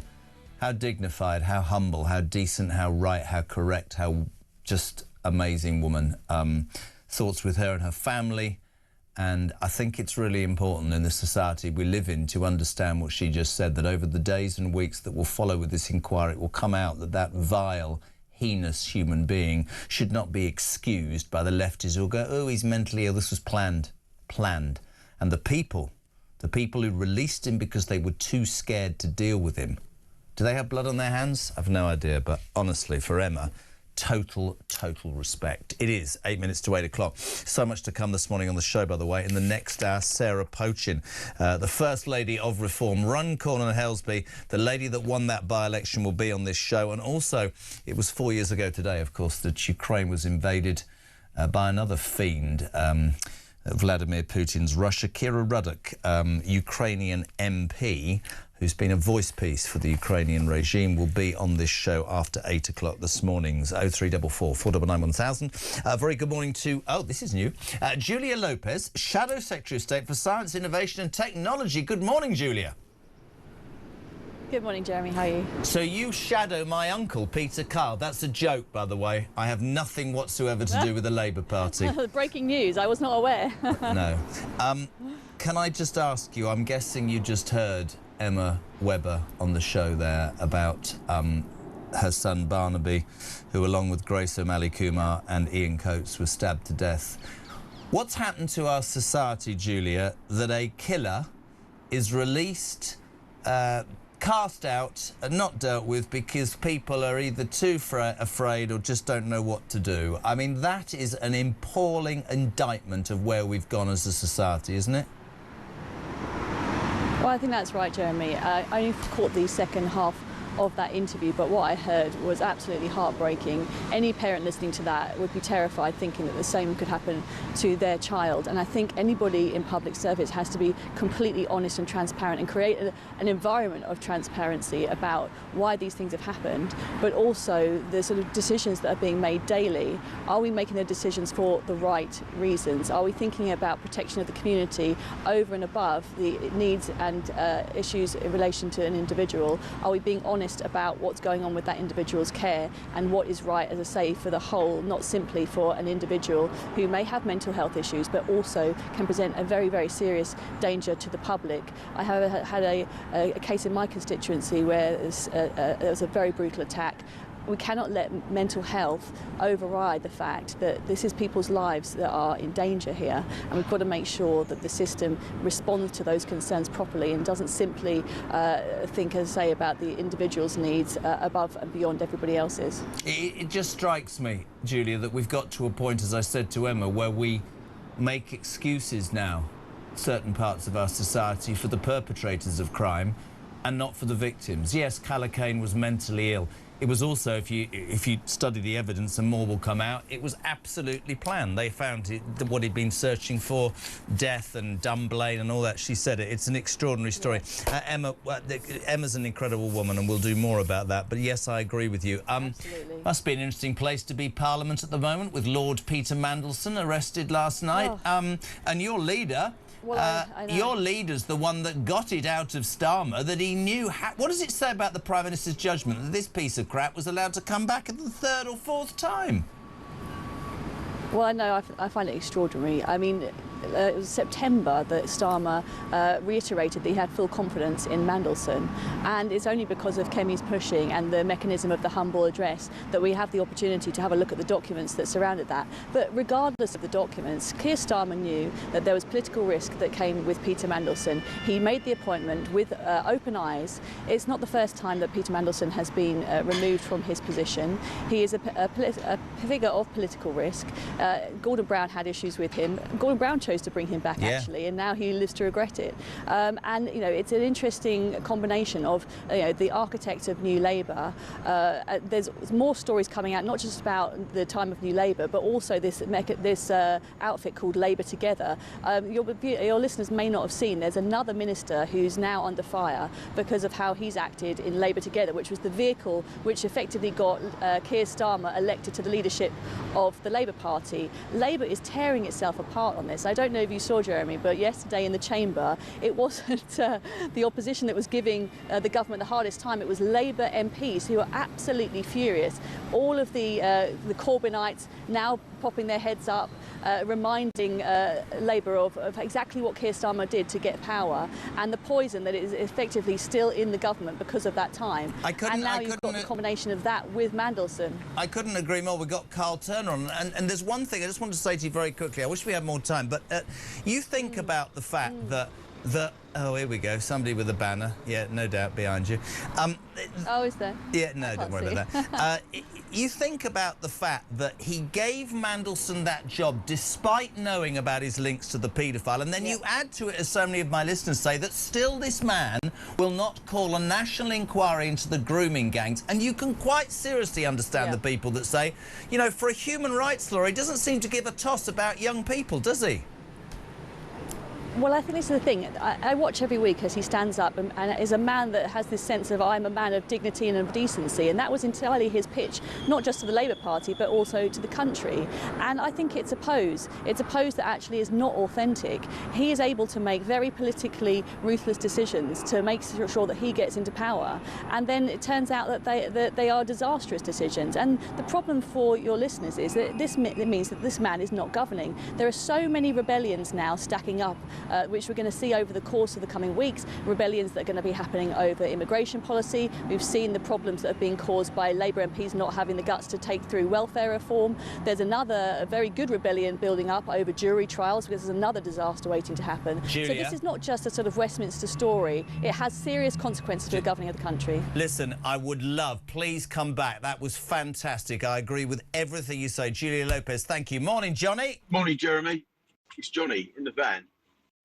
Just listening to your interview with Barnaby Webber's mum, Emma, learning that that guy that killed her son was released because it would be deemed racist is just absolutely shocking.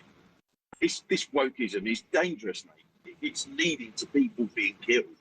It's crazy. Deepest condolences to that poor lady.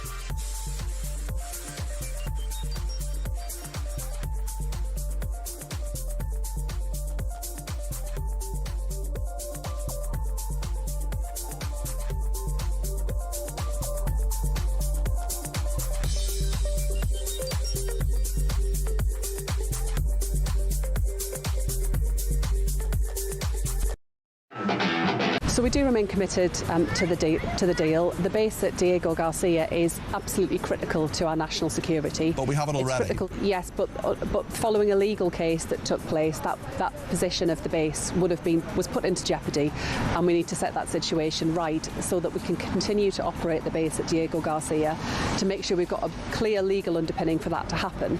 But the base is critical to our national security, both abroad and at home. The actions on that base keep people here in this country safe from harm and safe from nations that would wish to do us ill. Across the UK, on DAB+, on YouTube, on your mobile, and on your side. This is Talk.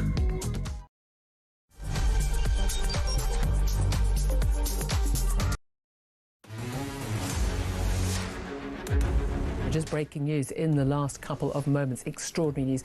Not just that the police have arrived at the Sandringham estate where Prince Andrew, as was now Andrew Mountbatten Windsor, is currently living since being thrown out of the Windsor estate. The police have arrested Andrew Mountbatten Windsor. It's an extraordinary revelation and development on this story involving the Epstein files and all the allegations that have been swirling around about Andrew over the many years, from Virginia Giuffre, now sadly deceased, and since then, and certainly what's been contained in the Epstein files as released in the last few weeks. But the police have arrived at Sandringham Estate this morning, where Andrew has made his new home. It's his 66th birthday today.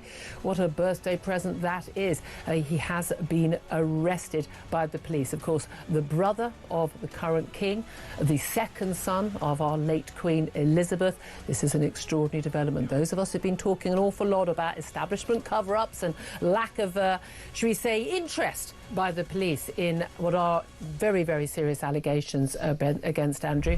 Perhaps pleased that that pressure has finally been put on the police, and they have done the job of actually looking into these issues seriously. Must bear in mind, of course, that the Prince has not been charged with any crime at this point, and he has always denied any wrongdoing in relation to any of the allegations about him. We'll give you more on that. We'll talk to you about that throughout the show, but I'm just being told that the arrest has been on suspicion of misconduct in public office. This, of course, relates to those Epstein file allegations and the documents that, if they are true, would suggest that he had, it is alleged, passed on basically what was confidential government information when he was the UK trade envoy for this country for 10 years to Jeffrey Epstein for Jeffrey Epstein's financial gain. On DAB+, on YouTube, on your mobile, and on your side. This is Talk.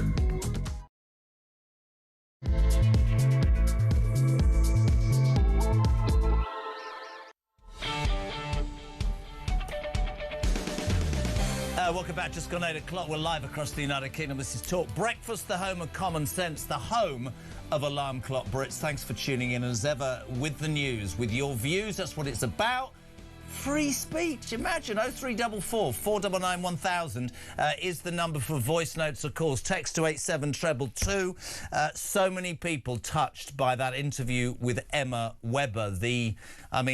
Talk about brave. The mother of Barnaby Webber, of course, who, along with his girlfriend Grace O'Malley Kumar and Ian Coates, heinously murdered by Nottingham killer Valdo Calacane in June 2023. A public inquiry started yesterday. How brave was Emma? She was saying that so much will come out. We have a world that says, oh, this poor man had mental health issues. They found on his phone he'd watched Dunblane, he'd planned it. Authorities who released him thought keeping him might be seen as racist, and anyway they were frightened of him. Have they got blood on their hands? Talk about dignity. Listen to this. Tom Stewart in Morpeth. I've just listened to the mum that lost her son at the hands of this vile, heinous man that took his life. I'm a man of older years, ex-army and firefighter, and I've seen all sorts of awful things. But I literally, Jez, had to pull over just now for a few moments after listening to Emma. It breaks my heart having to listen to the hurt and pain she and her family have gone through. And God, our country is in such a mess. I feel so depressed at where we are at. Zarina, thank you. I can't bear to imagine what it's like for Emma Webber. It seems to me that our whole way of life from top to bottom has to change. Data-driven targets kill people. Every industry, every organisation is driven by data. And the death of these three people highlights this fundamental flaw in our society. God bless their families. And just finally, JJ, thank you. So many kind words from people, quite rightly, for Emma. Jez, thank you for that interview with Emma. What an amazing woman. Hopefully the issues raised will affect changes, not the usual BS that lessons have been learned, etc. We have to jail the people who make decisions to release scum like that. Dave in Gloucester, sorry. These people who released Calacane because they were frightened of being deemed racist should be held to account. Good morning to Steve. Hi Jeremy, Steve from Manchester. Great show as normal. I'm just listening to your chat there about that vile individual, Valdo Calacane. There was a reason many years ago we used to put people in mental institutions. It was for public safety. But what they seem to want to do these days is not put people in mental institutions who are clinically unwell, unsafe, have mental problems. They just want to put them on the streets and release them into the community. The world has gone insane. We need to bring back those mental institutions and put away people for the safety of the public. It's ridiculous what's going on, mate. Ridiculous. Great show anyway. Bye. Thank you, Steve. We say a very good morning to the First Lady of Reform, a woman who won Helsby and Runcorn against the odds, and a lady in her new kitchen that never gets used. Because look at that. Look at it in the background. Oh, I see, morning, Sarah, poaching over your left shoulder. I see 3 bottles of wine. You're giving a look at it. There it is, all stacked up. Oh, my goodness. Your producer did not tell me you could see that. Oh, no. I'm so sorry, everybody, but you all know I survive on a diet of Jelly Babies, coffee and red wine. That's true.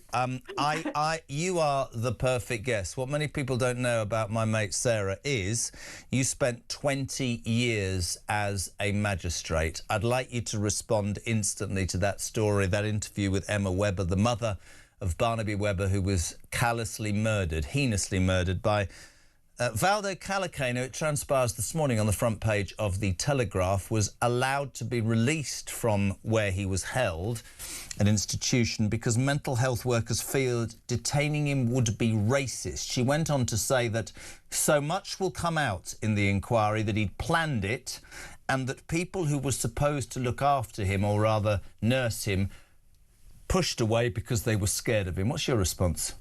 Well, look, under a reform government, all of these people will be held to account, and it is still going on. And this is an example, again, of where institutions are failing the public. Nobody will be allowed to hide behind that racist ticket under a reform government. Nobody will be hiding behind this nonsense of being PC, or, you know,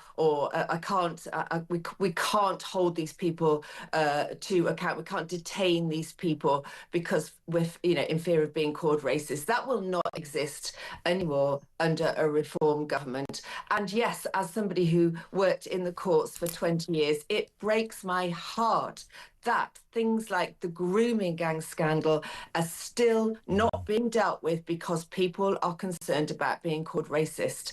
And quite frankly, every single day that goes by and these issues are not tackled, then more people will end up being killed.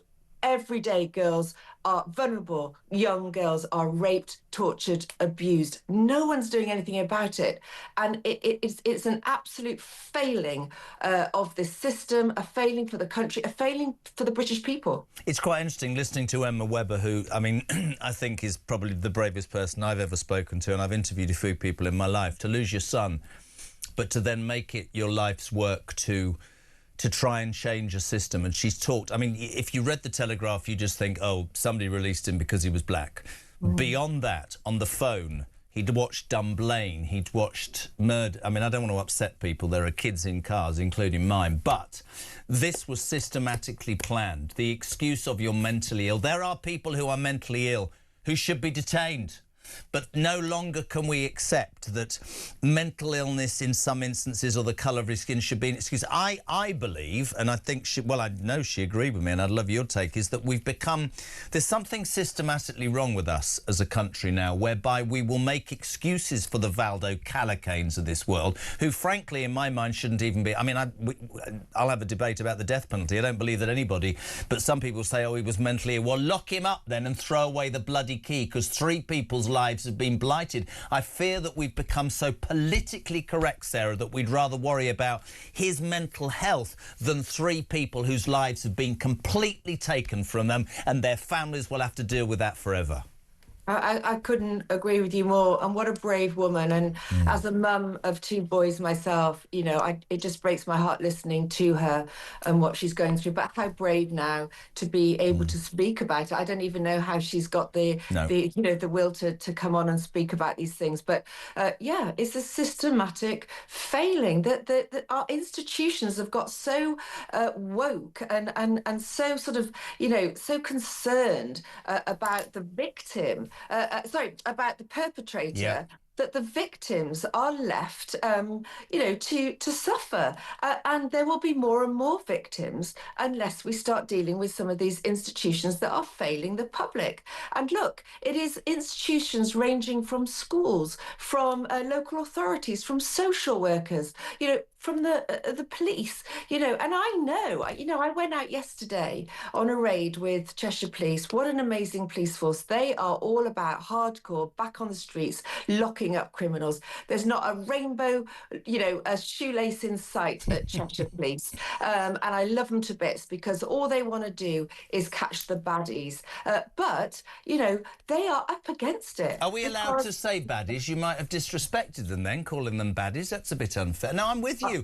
Lock up. You deal with crime by putting more policemen and women on the streets, getting more intel, sending the police out to nick people. Before we talk about Mandelson, by the way, I want to talk about Zia Youssef from Reform.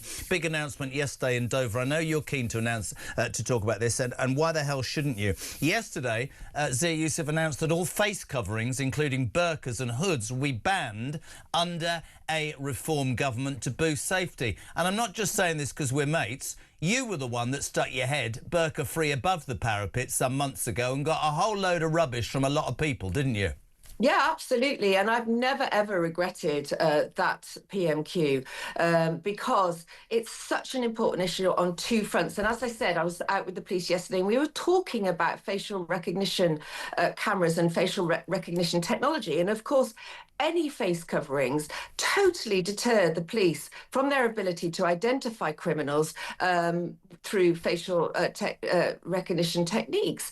And so banning the burqa is absolutely the right thing to do on several levels. First of all, on public safety. The police cannot do their jobs if faces are banned, but if faces are covered.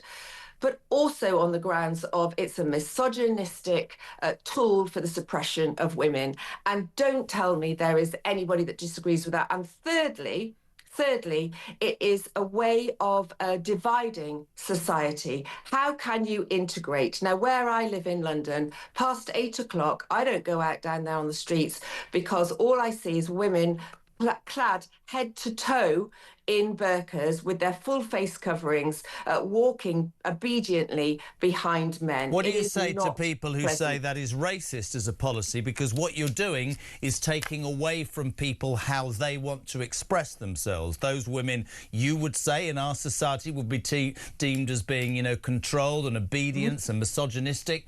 But that's their culture. How do you answer that argument? We will never integrate people from that sort of culture successfully in the country as long as they are dressed like that. It is threatening. It is not our culture. And if you live in our country, you live by our culture. I'm not suggesting for a minute that we don't respect each other's religions, respect each other's traditions, but nevertheless, that is threatening and not acceptable on our streets. It's interesting, isn't it? Yesterday there was that story down in Whitechapel. I don't know if you saw it. Oh my goodness, yes. The Christian white lay preacher, never quite sure why they call them a lay preacher, but there we go, was out talking about Christianity. He was approached by a group of Muslim men who said, this is a Muslim area, get out. And a very brave female white police officer, whose male colleagues disappeared into the background, I noticed, stood up and said, no, freedom of speech is both ways. You have a right to your views, they have a right to yours, and was rightly lauded. Can I just say, by the way, that we sent Samara Gill down to Whitechapel. Very interesting. We will play that later. Don't go anywhere. But this is the point, is it not? The people who go, well, if you ban the burqa, that's racist. We're talking about integration not working. Integration works if people meet in the middle. If you don't speak our language and you refuse to comply to so much that is part of the reason you came here, then there's an issue. That's not racist to say that, is it? Well, so many things I want to say. First of all, that policewoman, wow, hats off, absolute hero. She was calm, she was considered, and she stood her ground. Whereas, like you say, her male colleagues ran off. But yeah, those Muslim men were saying, this is a Muslim area. No, No, you are in Great Britain. You are in our country. It is all an English area. If you want to live here, you integrate with us. And I can tell you, I've been campaigning up in the by-election in areas that are densely populated with a Muslim population. And a lot of the people, when you open the doors, they cannot speak English. Now, how is it possible to integrate into our society if you cannot even speak our language? It is not acceptable. And it is also, and going back to the burqa, it's another way of suppressing women and keeping women in these cultures very, very isolated. What would you say to the people that say, just hear me out, it's important we get both sides, that those women have the right to make that decision? Those women are suppressed by men.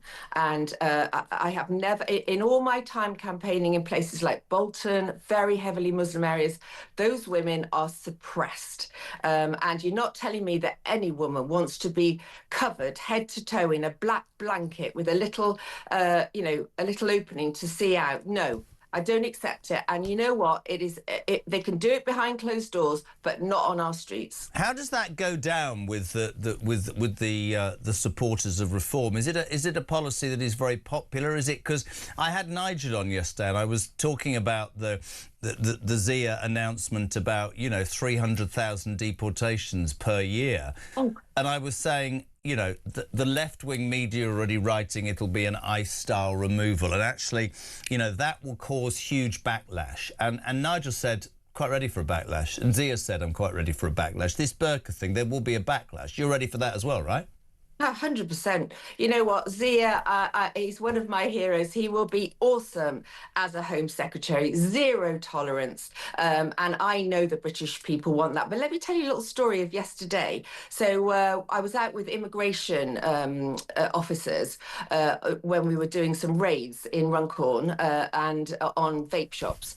And do you know what? We found an illegal, unsurprisingly, and the immigration officers came out and told me that they had to give him what's called street bail. In other words, they couldn't detain the illegal that they found. And you know why? Because the Home Office have no capacity to process an illegal. So immigration come out with the police and trading standards and all the rest of it, find illegals, but cannot process them. So but actually, is it, and I've done those raids for a television show, is it processing or is it, Sarah, poaching will? Because let me just say, at the end of the day, you go back to what happened at the Bell Hotel in Epping, in Kent, when the local council listened to the people and said, we don't want a migrant hotel, and won the court case, and our own government took the council to court and said that the rights of migrants were more important than the rights of the indigenous local population, which tells me that this government doesn't have the balls or the desire to get rid of illegal migrants. And one of the things that sort of a lot of people talk about the whole time is there has been positive migration in this country, right? I say this story every morning for a reason. I have a man who drives me sometimes who came to this country 40 years ago who is more angry about illegal migrants, right, than anybody I know, far more than you and me, because he did it correctly, learnt the language, educated his kids, built a business, employed people, paid tax, and is proud of being in Britain. He's not Billy. Listen to Woody from Melton Mowbray. The thing is, Jez, I'm sorry, about integration is the fact that many of these people do not want to integrate. Why can't we understand they're not interested in our culture, and that's it? They're taking advantage. They're not interested. I mean, maybe that's a point to which we all get, Sarah. Well, you look yesterday with that incident with the police woman and the Muslim crowd. They were saying this is a Muslim area. Yeah. That is not saying to me that they want to integrate. That is saying to me, get out and leave us to it. This is our area. That is divisive. It's secular. It absolutely is an insidious threat to our culture, and also, to policing, to our law and order. Because when you get those sort of areas where, that they do not want our rule of law to be there, that's where you get Sharia law. That's where you get Sharia courts, which we can't see. We can't monitor parallel legal systems being set up in this country. Absolutely will not be tolerated in any way, shape or form by a reform government. Completely. So busy time. I think you're all over the place. Is there anything... Well, actually, I'm going to do something because I know you've got a sense of humour, and obviously you drink a lot because we've seen the 3 bottles of wine. I'm only joking. Over half of councils are still failing to comply with crystal clear Supreme Court biological sex ruling, almost a year. NHS are still giving out lists of what staff can do. They can be I, me, she, her, he, him, they, them, Zia, they, them, or it's tits. Sorry, it's it. I got that wrong. Sarah Pochin, what do you identify as? I'm a one-legged donkey with a headache this morning. What are you? Look, what I identify as a hardcore politician that is going to sort this country out, and all of that woke nonsense will be binned under a reform government. DEI out the window. We waste millions of pounds on it, writing these briefs, thinking up these names. You know, our poor police have to go through DEI training for all these words. Absolute nonsense. We need to get some common sense back into this country. There are two sexes, a man and a woman. Love having you on, sweet. Have a great day. Thank you as ever. Sarah Pochin. Runcorn and Halesby, the First Lady of Reform. So many of you responding to that interview earlier with Emma Webber, the mother of Barnaby Webber. Today in the newspapers, yesterday was day one of the public inquiry into how Nottingham killer Valde Callacane was left. Well, he was free to roam. He was let out to slaughter Grace O'Malley Kumar, Barnaby Webber and, of course, Ian Coates. Emma Webber, Barnaby's mum, said so much is going to come out. This was planned. The mental health, yes, he had issues, but the staff were scared of him. It is about accountability. It's a horror story. I asked her, just as a dad, right?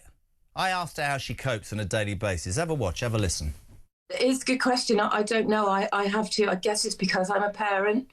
Because of Barney, the little bit I have left of him, he's in here, and I have his brother, who's going to be 19 this year. So I'll do it for my boy, but I'll do it for Grace and for Ian, as do the other families. But this will be. I can't say we want. This will be a turning point in society, Jeremy. It really has to be. Because we're not going to stop crime, we're not going to stop tragedies, but with things like this, so many things could have been changed, and Barney, Grace and Ian would be here today. Wayne and Sharon wouldn't be facing the terrible injuries and lifelong changes that they're facing. And to just know that monster is sat receiving his benefits. I believe watching the proceedings yesterday and having to sit there with his mother and brother, only steps away from me. It's everything's brutal, but we'll get through it. What an amazing woman, Emma Webber. Let's go to Brighton. Paul, a very good morning. Just a minute on Talk Breakfast. What'd you say? Yeah, hello, Jeremy. Yeah, brave lady, but this. The problem with society now, and I hope that this is going to be righted at last, is the lack of accountability.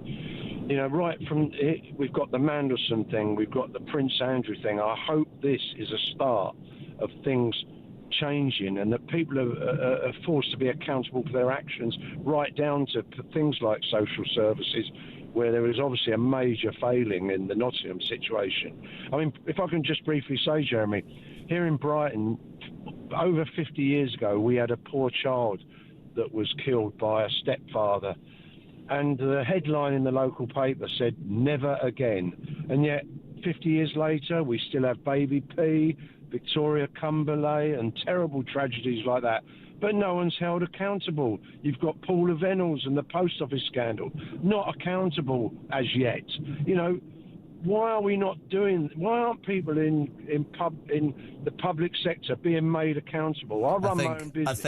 I think what I would take, and I'd love to have more time, you know how busy it is, but I think what I take from your call is something that I absolutely adhere to, which is across much, politically, institution-based, whatever you want to say, the British public, the silent majority, have woken up and want more transparency. They want to have justification. I believe we've turned into a society, and I've said it all morning, that makes excuses for the perpetrators of crime and doesn't do enough for victims, and that has to change. Paul, thank you very much indeed. To the break. Karen, good morning. Good morning, Jazz. Love your show.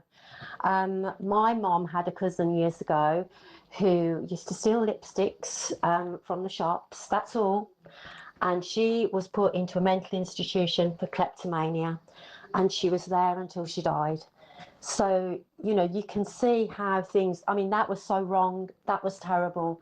But now they're letting out dangerous people because they're frightened of upsetting a certain member of the community or a certain group in the community.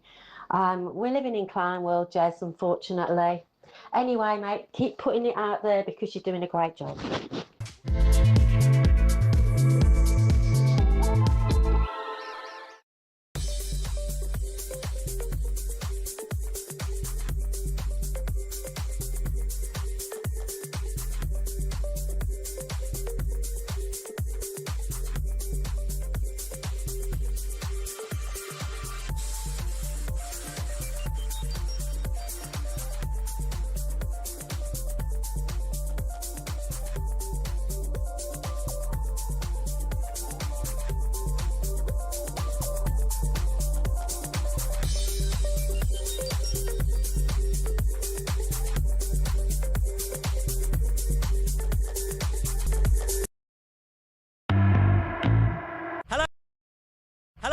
Welcome to Down the Local, the show that goes from pub to pub across the country, speaking to the punters about the subjects driving us all nuts at the moment. That's Rachel Reeves, Rachel Thieves, Rachel McCown. I don't really know Meghan Markle. I know Meghan Markle's from Suits, and that's about it. I don't know about anyone else, and I don't know where this is going. I have 0% beers, and I feel raising the flag, I think, is symptomatic of this desperation. Is public transport good value for money?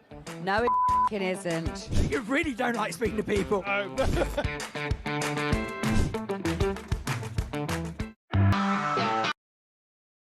Across the UK, on DAB+, on YouTube, on your mobile, and on your side. This is Talk.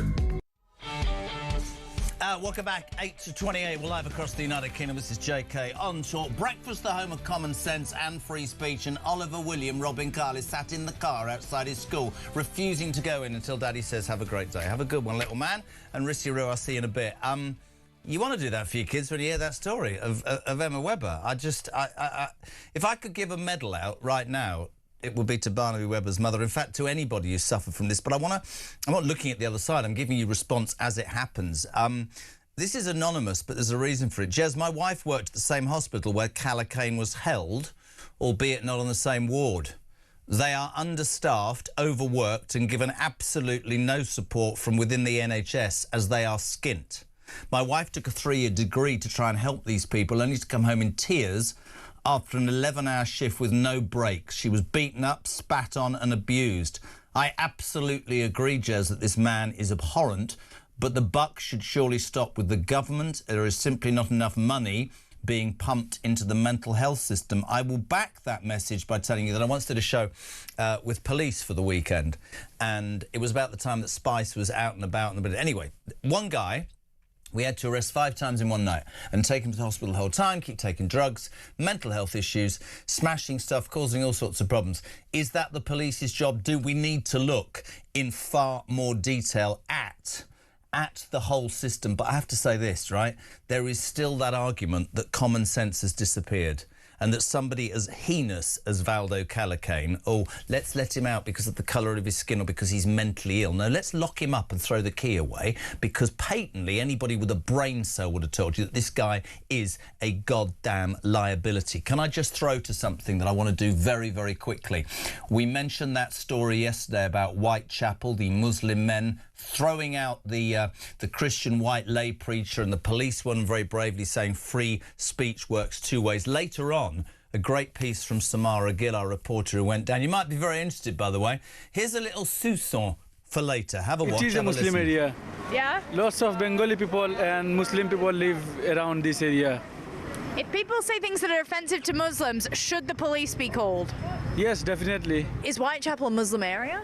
Well, apparently it is, but for them to even be proudly say this is a Muslim area, when Christians are trying to live there too, is totally unacceptable.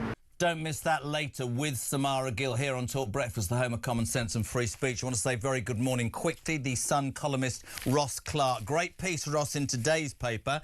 Andrew's massage scandal rubs off badly on Labour too. Welcome to the show. How are you? Good morning, Jeremy. Fine. Extraordinary, this Andrew Mountbatten Windsor story. Mandelson as well. New claims that Andrew made taxpayers pay for his own private massages whilst working as a trade envoy. We can come out with all the obvious, you know, it wasn't a happy ending, but you imply, and I think you're dead right, this goes deeper. And in fact, I would say this to you. To me, Gordon Brown's been on the front foot. He employed him. Doesn't this all come back on Blair, for God's sake, to a degree? I haven't heard anything from Blair in all of this.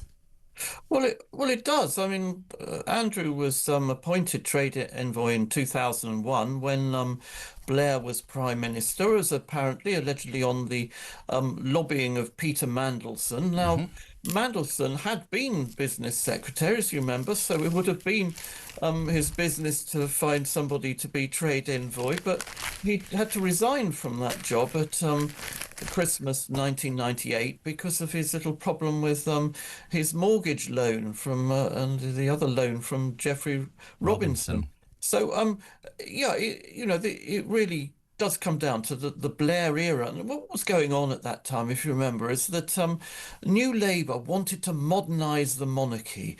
It saw Queen Elizabeth II as the sort of fusty remnant of old-style royalty. And remember that famous photograph of Cherie Blair yawning loudly in just behind the Queen when she was taken to the Highland Games near Balmoral. They want to modernise the monarchy, and sort of appointing Prince Andrew to some supposedly useful role as trade envoy was all part of that. It was sort of, let's make use of our royal assets. But whereas, it should have been obvious from the beginning that he was completely unsuited to that job. He was, every time he'd opened his mouth on a royal engagement, he'd got into trouble. He had no background in business, no knowledge of trade policy, and yet here he was being sent out to bat for Britain, sort of in trade negotiations. I mean, not just as a figurehead, but as a sort of, as if he were actually doing the negotiations, or as that's what we were sort of led to believe. So it does reflect very, very badly on New Labour. And of course, not just that he was appointed to the job, but he was then kept in that job for a whole decade while he was sort of apparently submitting expenses for masseurs and so on. So this is a disaster made in New Labour land. I completely agree, and I think what's great about the article, we haven't got much time, is that what it's thrown up, and I think you'd agree with this, well, I hope you would, but your opinion, so much of what's going on at the moment, Mandelson being arrested, all the questions to do with Epstein, how he managed to ingratiate himself and get back into Labour, the Andrew thing, the trade envoy secrets, they're both ongoing cases, so we have to be careful. The word grubby keeps coming up from people texting and calling. Grubby, unfairness, entitlement, accountability. I don't think this is going to go away. I think a lot of normal, everyday, hard-working Brits, alarm clock Brits, are saying, hold on a minute, how much do we not know about what's going in so many of our important institutions in the world, in our country, rather? Yes, well, it's true, isn't it? I think, going back to New Labour, the real spirit of New Labour can be summed up in that infamous quote from Peter Mandelson saying he didn't mind people getting filthy rich as long as they paid their taxes. And that summed up New Labour all over. It was just absolutely enthralled to wealthy individuals and didn't sort of really ask the questions of where their wealth had come from, how it had been accumulated. As long as, they paid taxes to fund New Labour's social programmes, it would sort of cuddle up to all these kind of people. And Mandelson, obviously the worst of all, he was a sitting duck for any sort of any dubious character offer who wanted. I wouldn't describe him as a sitting duck. I'd say he was absolutely desperate for it. It's an amazing piece as ever, Ross. Listen, I apologise for the speed of today, but we very much appreciate you being on the phone. But Ross's great article, page 10 today in The Sun, implying that Andrew, the massages, all of that, the trade envoy, inspired by New Labour. Gordon Brown came out and said, Mandelson shouldn't. You employed him. You were the Prime Minister when it was, all of these people. Where is it going to end? Back 3, but at 25 minutes to 9 o'clock, Another person horrified by the story coming out yesterday that Nottingham killer Valdo Calacane was allowed out of his mental institution where he went on to murder 3 innocent people because the people there thought that it would be deemed racist to let him out, to keep him rather, because his skin was black. Morning, Fee. Good morning, Jeremy. Great show as always. Regarding your interview with Emma, the mother of that beautiful boy Barnaby, I just want to say this just goes to show what happens when the term racist and racism is thrown about just like it's normal day-to-day conversation. Now, these were people that were in authority, in institutions, that had a job to do, and the fear of being called racist overstumped the fact that this Valdo, oh my God, I can't even say it, was a danger to society. The racist card has got to stop being thrown around so willy-nilly. It just goes to show it supersedes any common sense and logic in society today. And I feel for her, and it was a great interview, very uplifting to hear that this has come out and finally we get to see the truth.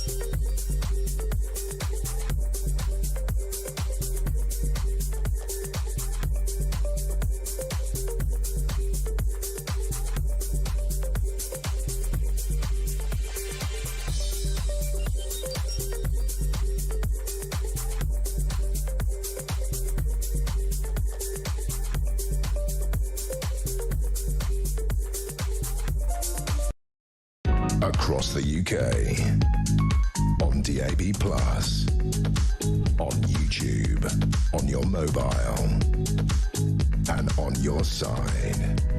This is Talk.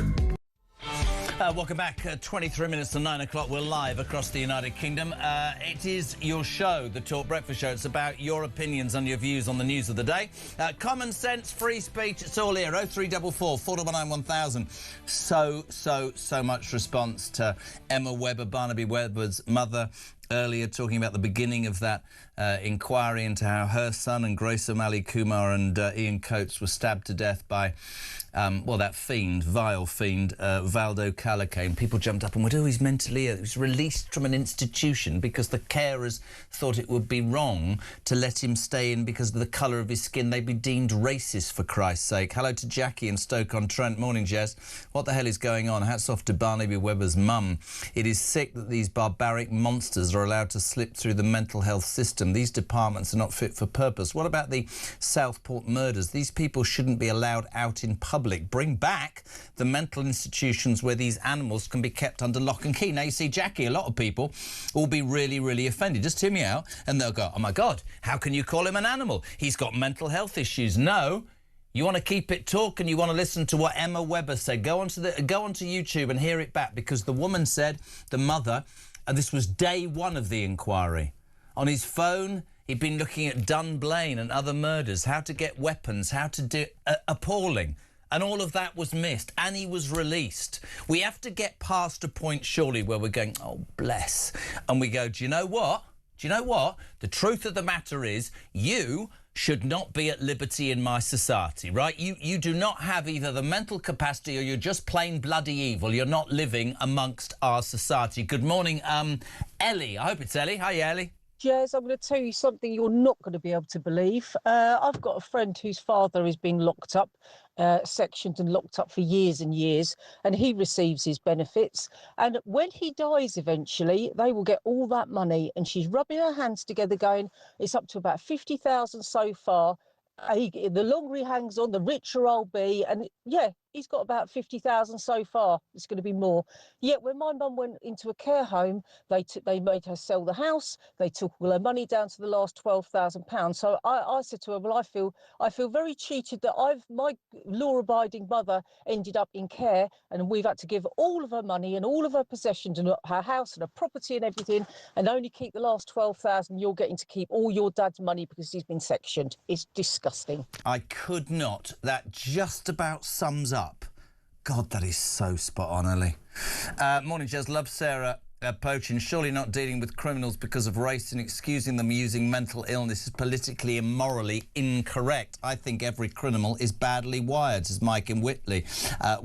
Pete in Norwich, I feel very humbled by Emma Webber's dignity. Thank you. Jez, this country is slowly declining and I shed a tear for Emma and a loss, but I believe there is hope. 2 of my 5 grandchildren have been doing their bit for Remembrance Day. Their great-granddad was there on the D-Day landings. That's Keith in Oswestry. I hope I've got that right. Good morning, Jez. Me and my partner are moving to Runcorn. I'm glad Sarah is the MP for that area. It makes me very happy. Carl's in Derbyshire. Why do individuals in our institutions like the police get lauded when they succeed, yet when they fail, the public so miserably they are reprimanded as a statutory body? We need to wheedle out these failing individuals and punish them.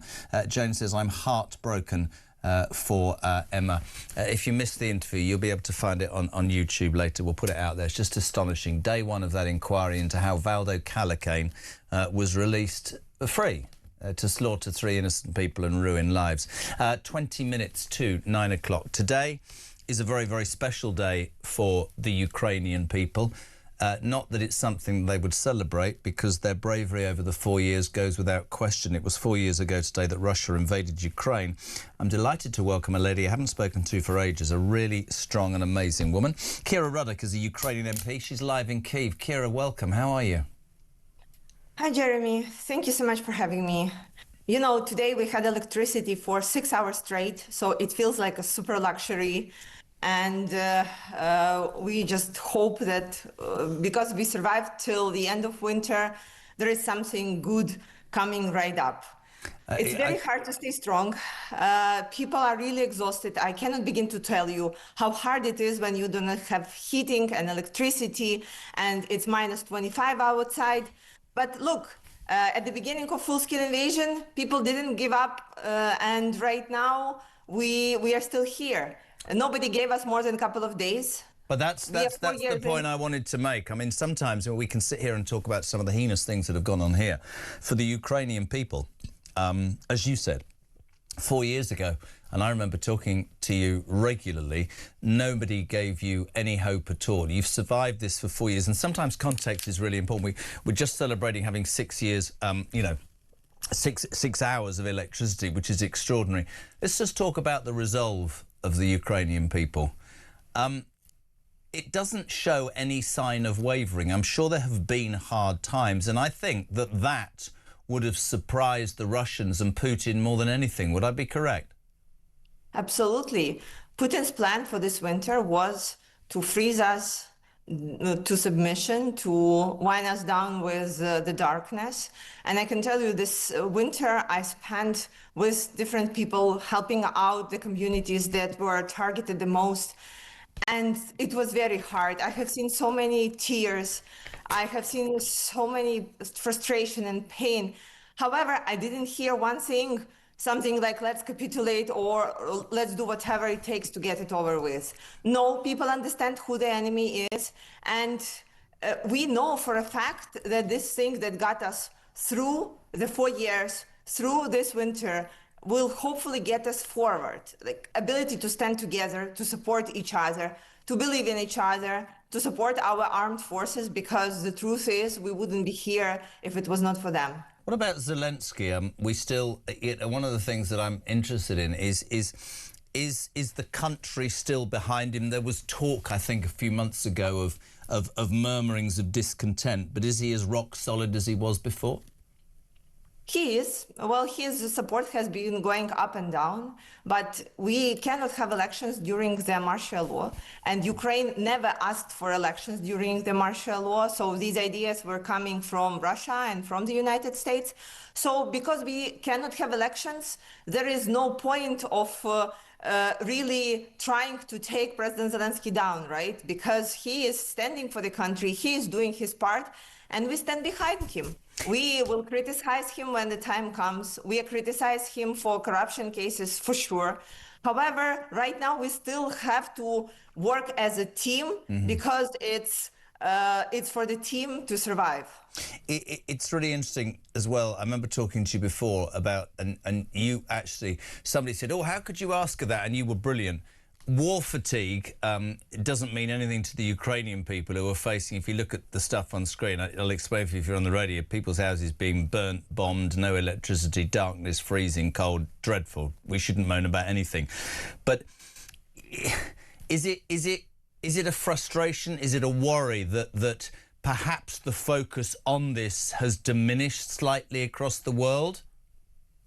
Of course, and people cannot be emotional about things for a long time, and we are at this point of a war where there will be no surprises, there will be no new information that we can provide to you, there will be no like some specifically devastating children hospitals bombarded, because Russia already has done that, and maternity wards, and torturing people, and killing civilians, they're committing all kinds of the war crimes. It is all already at the table. So right now, what we need is the strategy of the West to shift from like going step by step and slice by slice, weakening Russia and strengthening Ukraine, to really making the hard decisions, going ahead with the weapons that were not provided beforehand, imposing sanctions that were being held behind, moving forward with the things that were unspeakable a year ago, 2 years ago, and they need to become reality right now. Again, like coming back 4 years ago, we were sent helmets and said like to hold on here. And right now we are defending ourselves with lots of Western weapons because we have proven our ability to defend ourselves skillfully and making a very good use of the support that is coming here. I just want to ask you on a sort of personal level, what's it like living in a country that must be in a permanent state of mourning for lives lost and the destruction of almost everything that you've ever believed in by the Russians? I mean, do you personally ever shed a tear for what's happened to the country that you previously lived in? I can tell you honestly, I cry a lot. But I can also tell you that this amount of devastation and pain tells you to love a lot and not to put anything to tomorrow, because tomorrow is absolutely not given. So if you want to say that you love someone, you do it today. If you want to give somebody a cheer up or some support, you do it today. If you want to help someone or achieve someone, you do it today. And it actually changed all of us because we are living in this like very short period of time. And it's also very painful to know that there is no coming back to the past, and that like the world before 2022 has collapsed. But I am also hopeful that we will be able to build something new with everyone's support, where Ukraine will be able to get and get the dreams that we always had, like becoming a member of European Union, getting in a strong military alliance, having our kids study abroad and have like this fantastic future. I'm trying to concentrate on the good things because there's like so much pain and devastation every single day around us. Have you lost friends and family, or have people that you knew in this war? Jeremy, I have been to so many funerals, I cannot begin to tell you. And every time we are having a mourning minute at 9 a.m. every day, sometimes I get to the end of this minute and I don't even list all the people that I'm mourning. And this is so frustrating and painful. And the issue is that it will never reverse, never go back. And but I can tell you, the more in my prayers are people who are currently fighting, and I'm just really, really doing everything I can so they will not be in this mourning list. I wanted to ask you those questions because we have spoken a lot and will continue to speak. I think it's really important that the British people and the world in general keeps hearing this story. And for the detractors, I mean, people you said, you talk about it the whole time, you're warmongering. No, I'm not. This is actually our war, because if this goes beyond Ukraine, Europe's in trouble. Kira, it's not the right thing to say happy 4th anniversary. It's just great to see you again, and your bravery and what you're doing should mean an awful lot to the Ukrainian people. Thank you so much indeed for being on. Kira Ruddock there, a Ukrainian MP, describing in great detail what life is like in Ukraine 4 years on from that invasion. They just had 6 hours of electricity and they're celebrating. She's lost tens of friends and family in a war that's... For what? For that mad Putin. Oh, that madman will ring up and go, Vladimir Putin's a good man. Just don't bother texting me. I'm not interested in you. He's as vile as Valdo Calicane. Morning, Lisa. Morning, Jezza. It's Lisa from Canterbury. With this Nottingham killer freed, or, you know, A, because he was black, and B, he's given a very minimal sentence in a hospital due to mental illness. Let's face it, anybody who goes around killing somebody, of course they're mentally ill. That will go without saying. So, you know, to use that as a separate issue just to get them out of prison is an absolute utter disgrace. And if it was me, I would be suing the institutions that let him out, that killed my children. Thanks. Bye.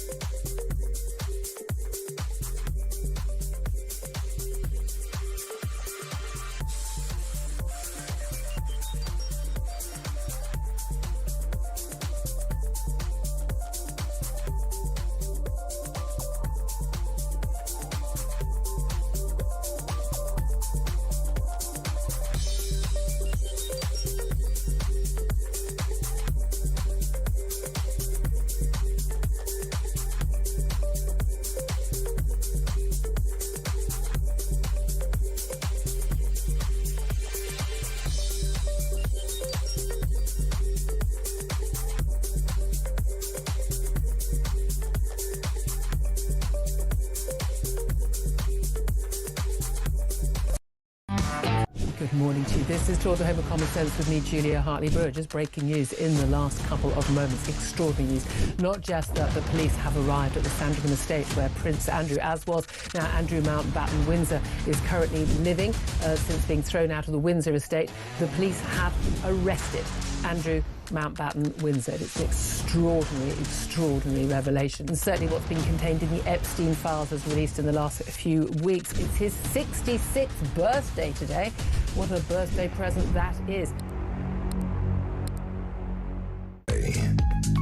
On DAB+, on YouTube, on your mobile, and on your side. This is Talk. Welcome back. So many responding to Emma Webber. I want to look at something else which sort of ties into this as well. The former head of National Counter-Terrorism Security Office and ex-Met Police DCI is our next guest. Chris Phillips, a very good morning to you, sir. Good morning, Jeremy. I want to talk to you about something that Staffordshire County Council have agreed to, which I think should be a template, and it leads to so many questions. We've heard, ladies and gentlemen, that Staffordshire County Council have agreed its first community safety strategy, which means zero tolerance, thank Christ, for grooming gangs. Now, there isn't a person with a brain cell in this country that does not think that we need this inquiry and is appalled that every institution seems to be dragging its feet, Chris. Yeah, I mean, let's go back in time, Jeremy, because we have to remember where this has come from. The police were immensely criticised in the 80s, 90s, 2000s, early 2000s for not considering community enough, for not being culturally minded. And there's just simply been an overreaction. And the National Police Chiefs have exacerbated this. And it's just become the more woke you can become, the better. And so what we've seen is a series of senior officers who have allowed things to happen in our communities and not deal with them properly because they're worried about upsetting the local community. Ridiculous. Policing is about policing the laws. It always has been. Mistakes will be made, but we've got to be firm, we've got to be fair, and we've got to stop this nonsense, this woke nonsense that we've become used to. Well, it leads on from the story of Nottingham killer Valdo Callacane. You've heard me, and I spoke to Barnaby Webber's mother this morning. I mean, you're talking about a bloke who had, on his phone, there was proof that he was looking at how to murder people and people who'd been murdered, and mental health nurses went, oh, we better release him because he's black. We've got to the point where any rational, common-sense decision disappears. I've told you this before. When I spoke to a police officer, and I never forgot it, Rochdale, several years ago, he said to me, well, the thing is, it's taken 8 years to bring justice to these young 8-year-old English white girls because we don't want to upset certain sections of the community. I don't know about you, but I don't want any pervert of any age, of any colour, of any... I don't want him anywhere near children. Just be locked up or deported. I can't have it. No, and this does come back to politicisation of policing. You know, you have to be a bit structural about this as well. You've suddenly got the police and politics mixed together rather than the police just being allowed to get on with it and basically telling sometimes politicians to clear off and mind your own business, which is what senior police officers used to do, which so upset the political elite that they wanted to change that. And this is where we're at. We've got politics involved in policing and we've got policemen scared to do Do you job. think that, because I don't understand it, and I've got loads of things to throw at you very quickly, nobody understands this, do you think we will get a national rape gang inquiry, yes or no? I don't know. I think possibly we will because pressure's being brought to bear by people like yourself. However, is it really necessary? We've just got to get the police to do their bloody job properly. I mean, do you think rape gangs are still operating across Britain? I absolutely do, and I think that we're just blind to the fact of what's happening in our communities. People are now, in the last couple of years, starting to stand up and realise what's been going on. But this is a cancer that we've got to get out, and we've got to be really strict, and we've got to really understand that things like Islamic laws and stuff like that just shouldn't exist in this country. We need to take a firmer hand. And I said this to Emma Webber. Do you think the authorities are letting down the victims? We seem to be in a country now where perpetrators of crime get excuses or they get treated better than the victims. These victims of these rape gangs, their lives are ruined forever. We're letting them down, aren't we? We're letting victims down generally, to be fair. That's, you know, not only...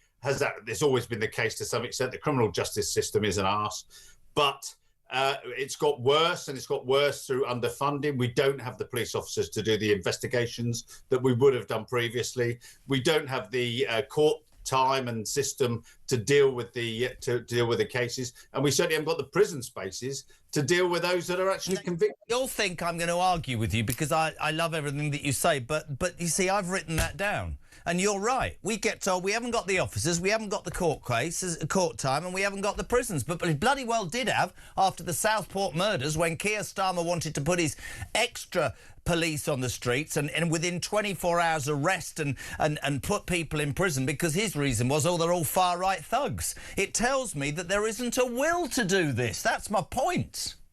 Yeah, but the thing is, you can always do something at short notice when, again... politics decides that this is really necessary. You can take police officers away from communities. You can get rid of the local Bobby on the beat that we used to know and love, and that's the basis of our policing. That's all gone. We're now into response policing and the police doing the will of their political masters, which is just such a shame. Mate, it's a pleasure. Love having you on. Thank you as ever, Chris Phillips, counter-terrorism security officer at ex-Met Police DC. I love you having on the show. At 9 o'clock, we're live across the UK. Talk Breakfast comes back with Carl Turner, a Labour MP who is up in arms against the leader of his party and the Prime Minister. He joins millions of others. Lord Peter Mandelson was arrested last night. We have to be careful. Safe to say, who gave him the job? Keir Starmer. Let's talk about his judgment next on Talk Breakfast.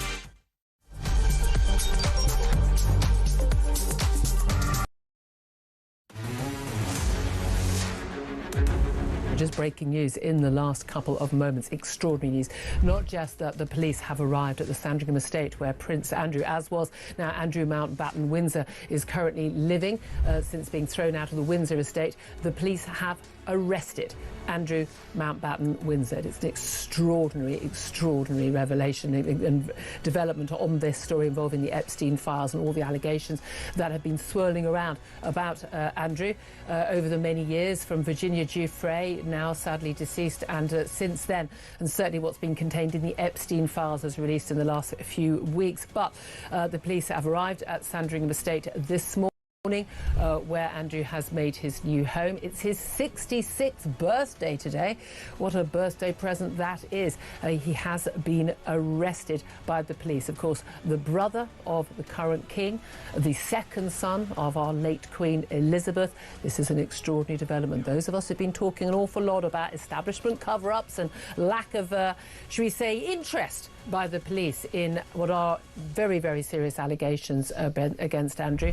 Perhaps pleased that that pressure has finally been put on the police, and they have done the job of actually looking into these issues seriously. Must bear in mind, of course, that the Prince has not been charged with any crime at this point, and he has always denied any wrongdoing in relation to any of the allegations about him. We'll give you more on that. We'll talk to you about that throughout the show, but I'm just being told that the arrest has been on suspicion of misconduct in public office. This, of course, relates to those Epstein file allegations and the documents that, if they are true, would suggest that he had, it is alleged, passed on basically what was confidential government information when he was the UK trade envoy for this country for 10 years to Jeffrey Epstein for Jeffrey Epstein's financial gain. On DAB+, on YouTube, on your mobile, and on your side. This is Talk.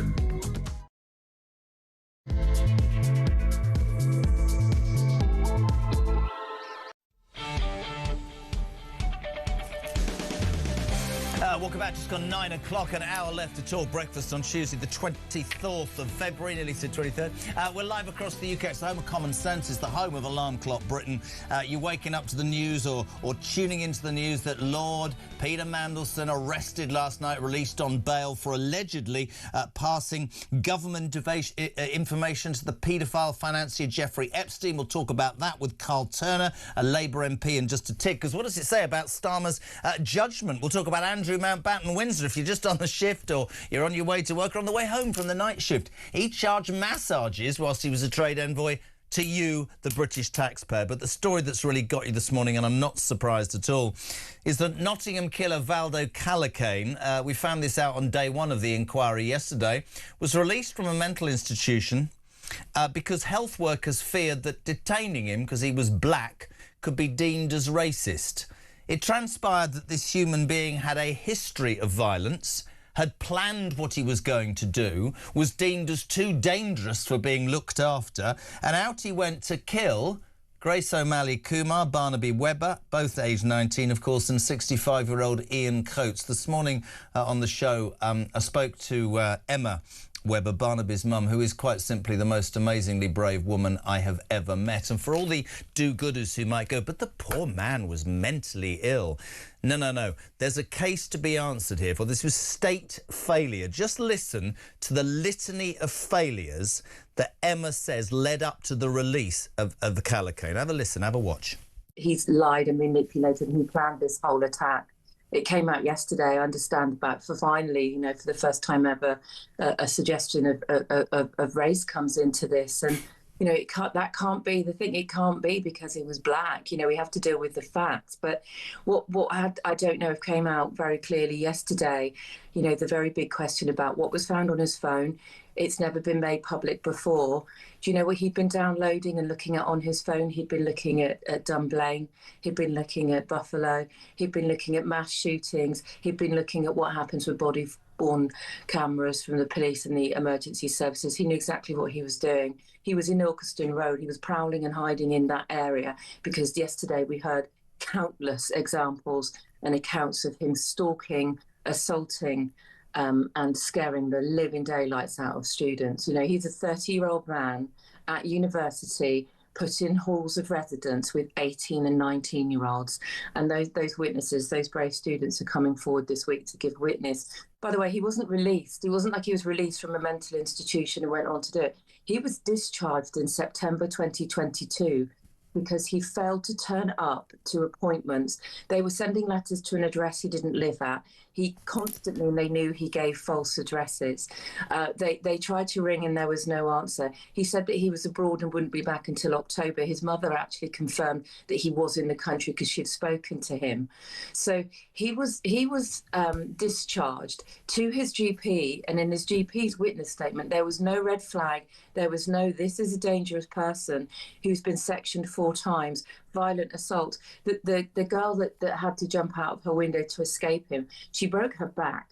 She's got life-changing injuries. She wanted to press charges and she couldn't. She was not allowed to press charges. That will come out this week. You will see the scale of this individual and his reign of terror over a number of years in Nottingham. What an amazingly brave lady, but it does highlight absolutely a litany, as I said, of failures. If one of those things had been picked up, 3 people's lives would have been saved. Paul in Fife goes further, and I agree with this. He says, Valdo Calacane, Axel Rudabicana, the guy that murdered Lee Rigby. These are examples of why our institutions, the police, social work, schools, NHS, are no longer fit for purpose. Zero accountability. Not one person, Jez, will lose their jobs or face imprisonment despite the fact that it was their ineptitude which contributed to the horrific deaths. Diversity and inclusion is destroying the very fabric of a society. The sooner we accept there are monsters out there who need to be locked up regardless of their colour or religion, the sooner we may have a society with values once again. I'm going to go further and say this. This is my opinion, not talks. I understand the people who go, oh, you know, is there good in that person? I'm sure there is in some people. But why can we not have a serious and honest discussion and debate about this? There are evil people, right, who are not going to be helped, who are never going to change, and who are a menace and a threat to society and should be locked up forever, and the key should be thrown away. Morning, Ben. Yeah, morning, JK. It's Ben from Lincolnshire here. Reference this bloke getting let out to go and kill people just because it'd be racist to keep him locked up. It's about time that we actually made these parole boards and judges and doctors that sign these release forms to be culpable for the crimes that these idiots go on to commit. So anybody that basically allowed him to be freed from jail for no reason whatsoever other than the fact of his colour, like, they need to go to prison for life because they are culpable for those murders. Couldn't agree more. Get your thoughts on that and everything else in the news. 0344 499 1000, text to 87222. We're delighted to be joined now by a man who's not scared to put his head above the parapet. The Labour MP for Hull East, Carl Turner. Welcome to Talk Breakfast, my friend. How are you? Good morning, Jeremy. Lovely to be with you. Can I get an instant reaction to this appalling story before we talk politics? Yesterday, Nottingham killer Valdo Calacane, the inquiry day 1 said he was let out because health workers feared detaining him could be deemed as racist because he was black. Am I right or wrong in saying that we need to stop making excuses for perpetrators of crime in this country and do a damn sight more for victims, Carl? Absolutely spot on, Jeremy. Look, I met with Emma. She is probably the most articulate person I've ever spoken to in a scenario whereby emotions were running high. I met her with Emily Thornberry when I was the Shadow Solicitor General and Emily Thornberry was the Shadow Attorney General. We committed to her, this was in opposition, we committed to her in that meeting for an inquiry, a public inquiry. There was some delay, but thank goodness the government agreed eventually to that public inquiry. But the stuff that I've just heard is appalling, to put it mildly. She's represented, I'm glad to say, by a very, very close personal friend of mine, Neil Hudgell, solicitor. I believe the inquiry began yesterday, but I can tell you now, Jeremy, Hudgell solicitors will ensure that everything that needs to come out will come out, and there'll be legislative changes as a result of the stuff that this inquiry finds. I want to give my best to the family. They're unbelievable people, you know, and thank goodness Grace and Barney and Ian have got people like that on their side, despite the fact that, God rest them, they're not here now. Do you think I mean, how do I put this? I don't want to. I mean, do you think it? Do you think it will cause any change? You know, I mean, this sort of desire, as I said, to sort of scrap common sense. I just don't understand it. And I'm bound to ask you a question. This is you're my favourite Labour MP. You say that you and Emily Thornberry said that and stuck to, in opposition, we will have an inquiry. Can you explain to me, Carl, right, why this government has not damn well said we'll have an inquiry into the rape gang scandal, the grooming gangs, as other people call it? That, to me, isn't even... It's not a bigger tragedy. It's another example. I don't get that either. Never have. Well, the argument about that was that there'd been inquiries, separate inquiries with local authorities up and down the land, and it wasn't necessary to have a full mass inquiry, if you like. But, I mean, I didn't buy into that, but I was trusting in Jess Phillips because I know Jess well. She's a minister who I'm absolutely committed to, in the sense that she knows more about the issues that she's dealing with than any other Labour MP in the place. That's just my honest opinion of Jess.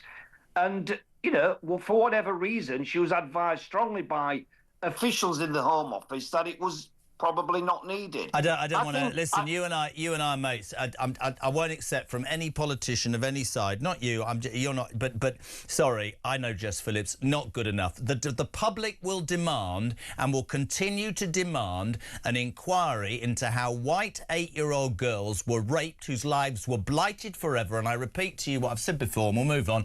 That the senior copper in Rochdale said to me years ago, we've slowed it down a bit because we don't want to upset, you know, local communities. And if you're...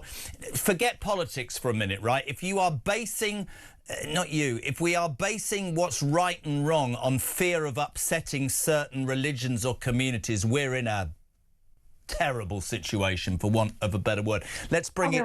Did you not agree with that, yeah? I think that's fair, but look, I think Jess had done a lot of heavy lifting behind the scenes, actually, and she got to where she needed to be eventually. Look, Labour MPs have been involved in this stuff. Sarah Champion, for example, in Rotherham, she did a lot of work to ensure that this stuff came out. But look, you're right. Politicians have got to be responsible. Yeah. When we get into government and we're ministers, we've got to answer to the public. And look, I think, you know, some of us are having to do now because we have the responsibility of those posts on our shoulders. So let's see what comes of all of that stuff. But you're dead right. People want answers. People are absolutely disgusted by it. And the idea that we sort of fear saying stuff because we don't want to hurt people's feelings is just absolute nonsense. And I think that people are aware. I nearly said a swear word, but it's too early in the morning. No, you can do that. I've been swearing 6. I think also the local inquiries, more information's come out that would make a national inquiry far more important. That's the point. Listen, let's move on. You and many other Labour MPs have quite rightly questioned Keir Starmer's judgment, and the front of every single newspaper yesterday, surprise, surprise, the arrest of, I still have to call him Lord Peter Mandelson, apparently, released at about 1 a.m. on bail. He was arrested for allegedly passing secret government information to the paedophile financier Jeffrey Epstein. We have gone round and round in bloody circles about how far this goes and what he knew and the tentacles and will he squeal. I'm going to do something else because it's what I've said since 6 o'clock. Carl Turner, what the hell does this say about the judgment, again, of your leader and the Prime Minister of this country? It's beyond appalling, mate. Really beyond appalling. Well, look, I've said for a while that the government, not just the Prime Minister, number 10 Downing Street, but the government have been too over-reliant on the advice of advisors. I don't think politicians have always made decisions. I think they've been pressured hard by advisors. And frankly, this was a decision that the Prime Minister, Keir Starmer, regrets bitterly. There's no question about that. I saw the whites of his eye, Jeremy, in that meeting of the Parliamentary Labour Party. And I can tell you, I know Keir Starmer really well. Trust me, I do. Promise you. He looked absolutely broken that we'd come to the position whereby he'd appointed Mandelson, and he felt very strongly that Mandelson had lied to him and his officials. But he knew. But now, Carl, this is the point. I'm going to argue with you. He knew because he was told by various people, and this is why there's a debate. If you stood and you went, right, nobody flagged anything to me, and I, you know, I genuinely accept this is an appalling decision and I got it wrong. But it's not that. Why I think the British public is so wound up is we heard the security services had reservations, the Parliamentary Labour Party had reservations, almost every single bugger who'd ever come into any contact with Peter Mandelson had reservations. And you can look broken and all that, but the truth is this does question Keir Starmer's judgment, or, put another way, his inability or lack of wanting to listen to what, to anybody else, seems reasoned argument. Do you know what I mean? I know, but let's put a bit of context in, if you don't mind. Yeah, Look, sure. People will have been saying to the Prime Minister at the time, there's an opposite argument. I suspect Keir Starmer's instincts was, look, we ought not to be doing this. There's a relationship that existed post the conviction of Epstein. I don't like the smell of this. It looks bad. I'm not keen on it. Everything I've done as the DPP tells me that this is a terrible idea. And then there'll have been those who are lobbying and persuading and begging and pleading and telling him why it's a great idea. Look, I'll be honest with you. If I'd have been asked the question at the time, I'd have been saying, what's the pros and cons? Well, the pros are that this guy might get a relationship with Trump going. Actually, you might want to decide that it's still a crap idea, but actually he might be the man who can deliver for this country in the US in a way that nobody else can get a deal done. And he did deliver that trade deal. Now, that's an argument for then, really, because it's past now. But actually, there were pros and cons. I think it was probably an idea which, if he'd have been more careful, he would have listened to his own instinct, and actually he would have decided against. But I've got to declare an interest, Jeremy, because I know Peter Mandelson. I'm not his best mucker by any stretch of the imagination, but he's got a relationship to the City of Hull. He was the High Sheriff or some other title for a long time. His grandfather had a relationship with Hull. I've spoken to Peter Mandelson, never been out socially with a bloke, don't speak to him socially even.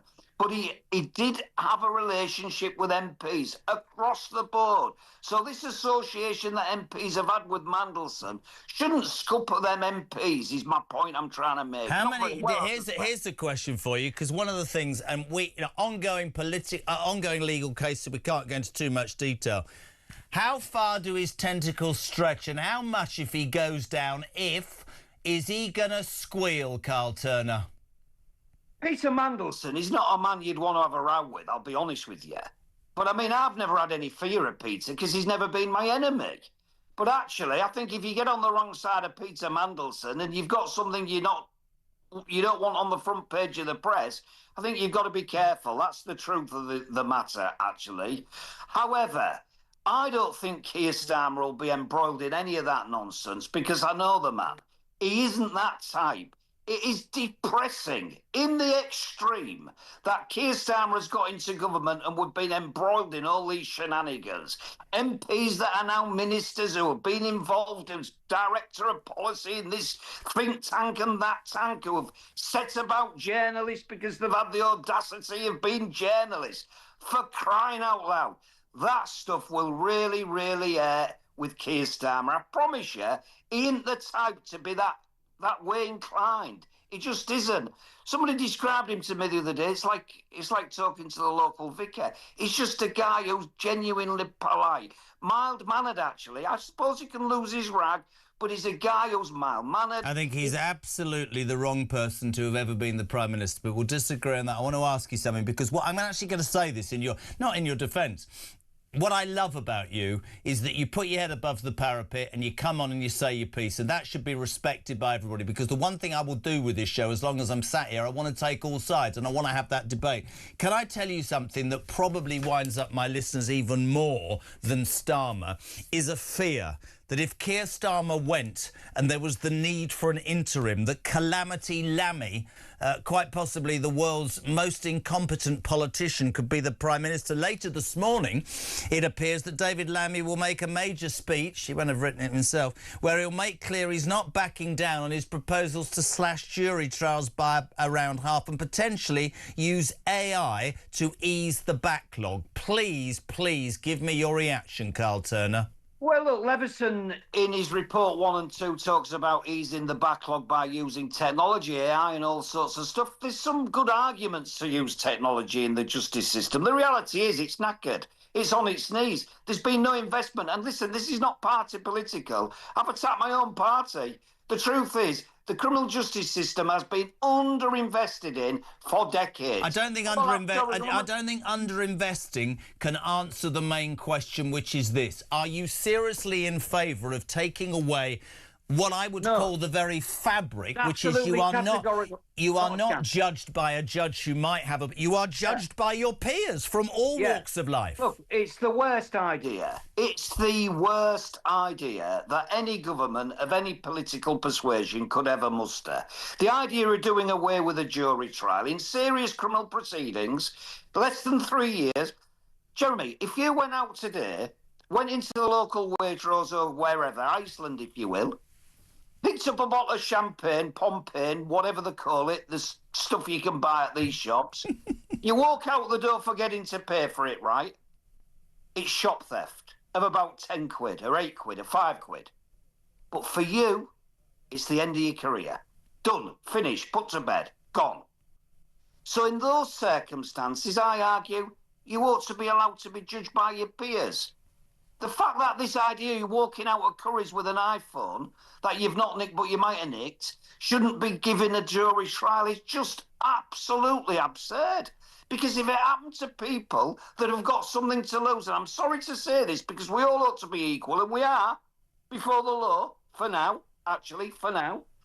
if that scenario happened to somebody who's got something to lose, it is the end of the world. I was done for handling stolen goods 30 years ago. I was accused as an antiques dealer of buying antiques that were actually, as it transpired, nicked. I had a trial in front of a jury. If the judge had allowed the jury to kick in, he didn't in the end.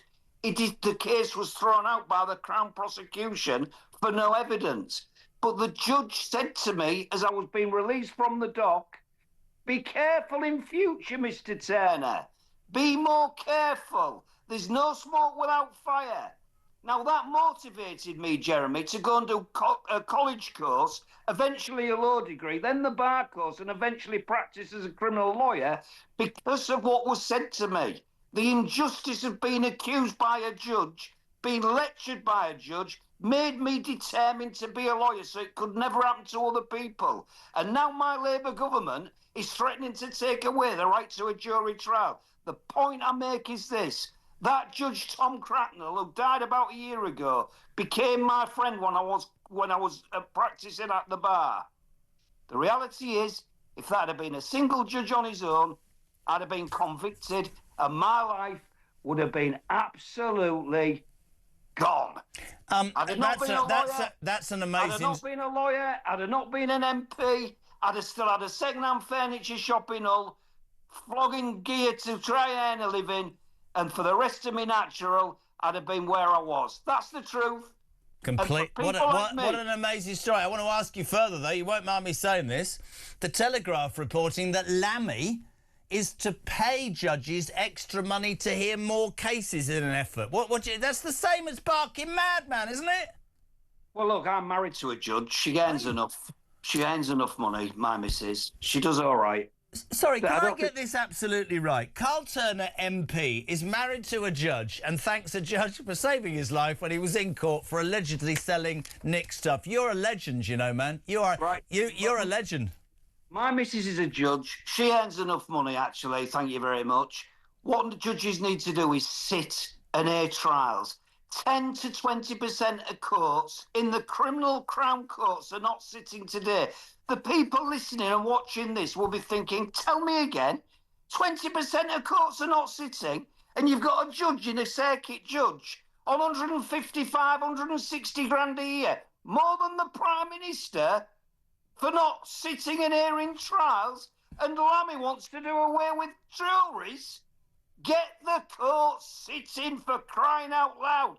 That's what Lammy's going to announce today. It's what I've been begging him to do for months. I begged the previous government to do the same. We're finally doing it. There's no need, Jeremy, to do away with juries. Stop it now. It's a disaster, and people will count this at the ballot box against their interest and will lose support if we haven't already lost enough already.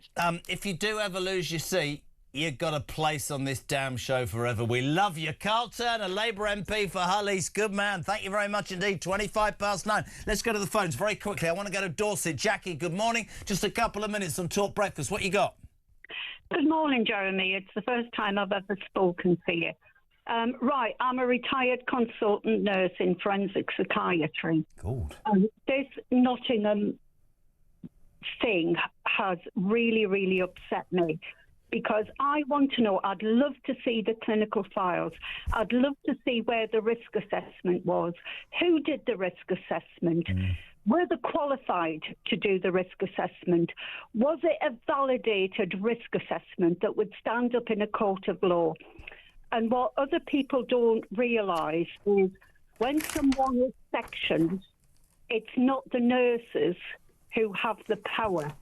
It's the consultant makes the recommendation, and it's the social workers who apply the section. Can I ask you a very quick question, because I'd love to have more time and we so appreciate you calling.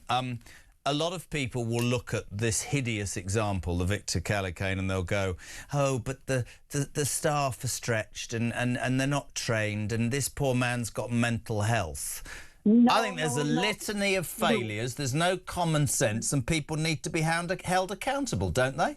No, yes, the social workers do. And if, right, going back to the risk assessment, people have to be either qualified, registered or licensed to undertake a validated risk assessment. Now, if this health service did their own risk assessment off the back of a fag packet, it's not validated. It's not validated. It won't stand up in a court of law. It won't. Now, like I said to you, Jeremy, I'd love to see the clinical files. I'd love to see who was responsible for this. And to say that because he was of a certain ethnicity, right, I go back to social workers.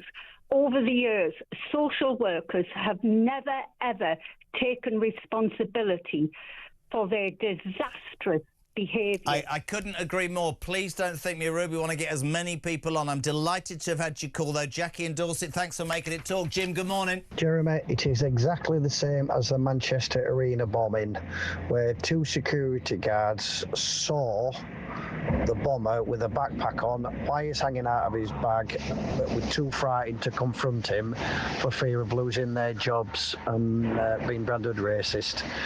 This is what the world has become, where people are now too scared to challenge anybody for the fear of being branded a racist.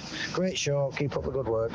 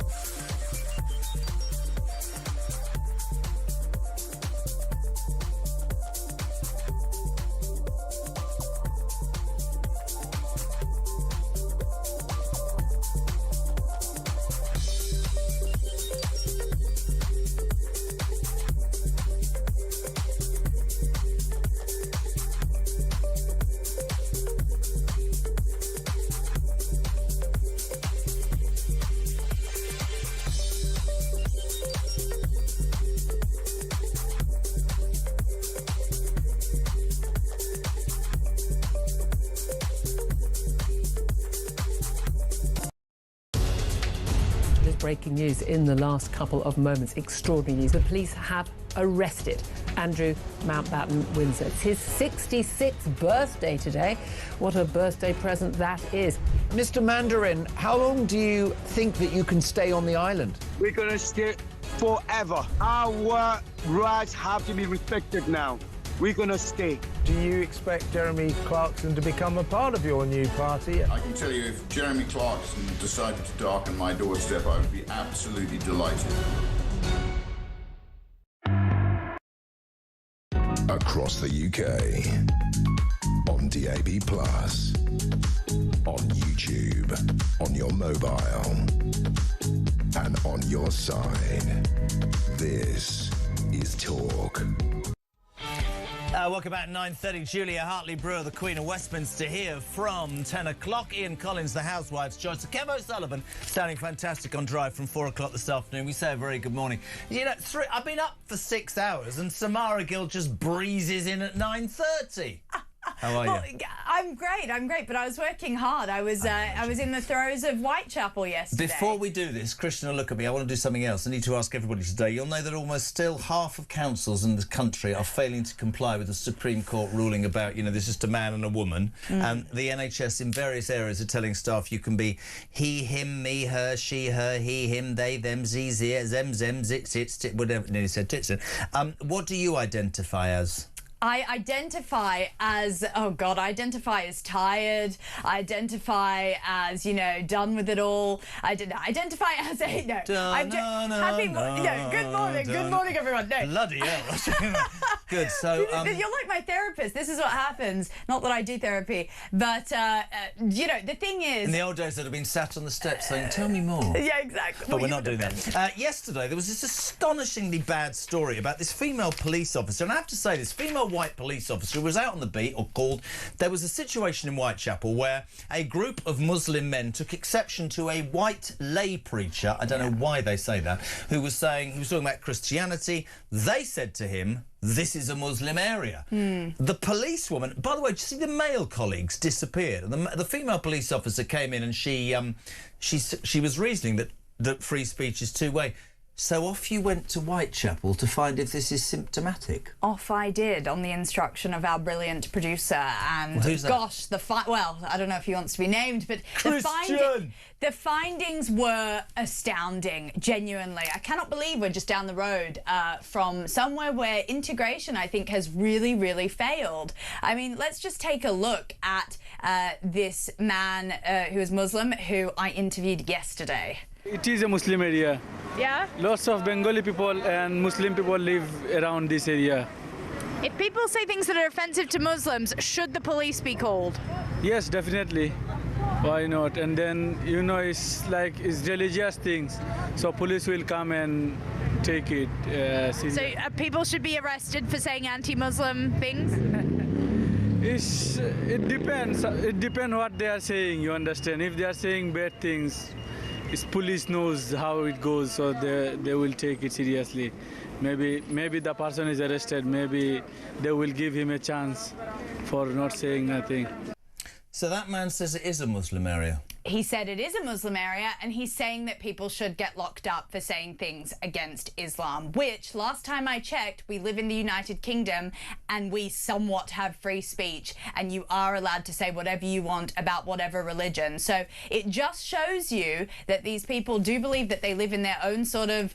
enclave, harem, whatever you want to call it, and that's not good for anyone involved. I mean, I'll speak for myself. I'm the daughter of, you know, someone who is an Indian immigrant. I'm half Indian. So, so there's a reason I want to do this study. So all the people who make judgments about things, just listen. This lady, you are half Indian, aren't you? I am fully half Indian. My dad was an immigrant. He came to Australia at a time when they had 5,000 to 10,000 immigrants per year, a very small amount in relation to the population.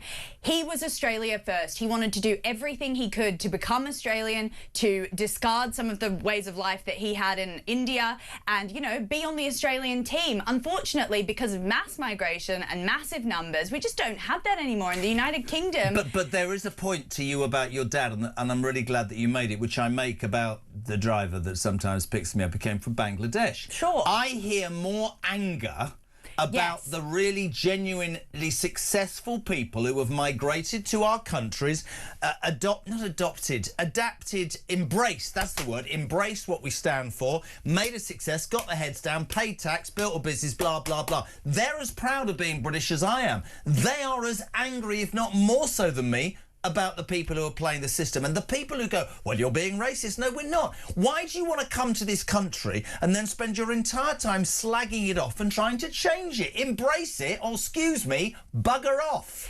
Exactly. I couldn't agree more. And I think that we need to look at also demographic change and how important that can be to at least look at and make sure that certain areas don't become, you know, slightly more sectioned off than others. Because you're right, there's a lot to be proud of for being British. I mean, I'm an Australian, I'm part of the colony, came over here.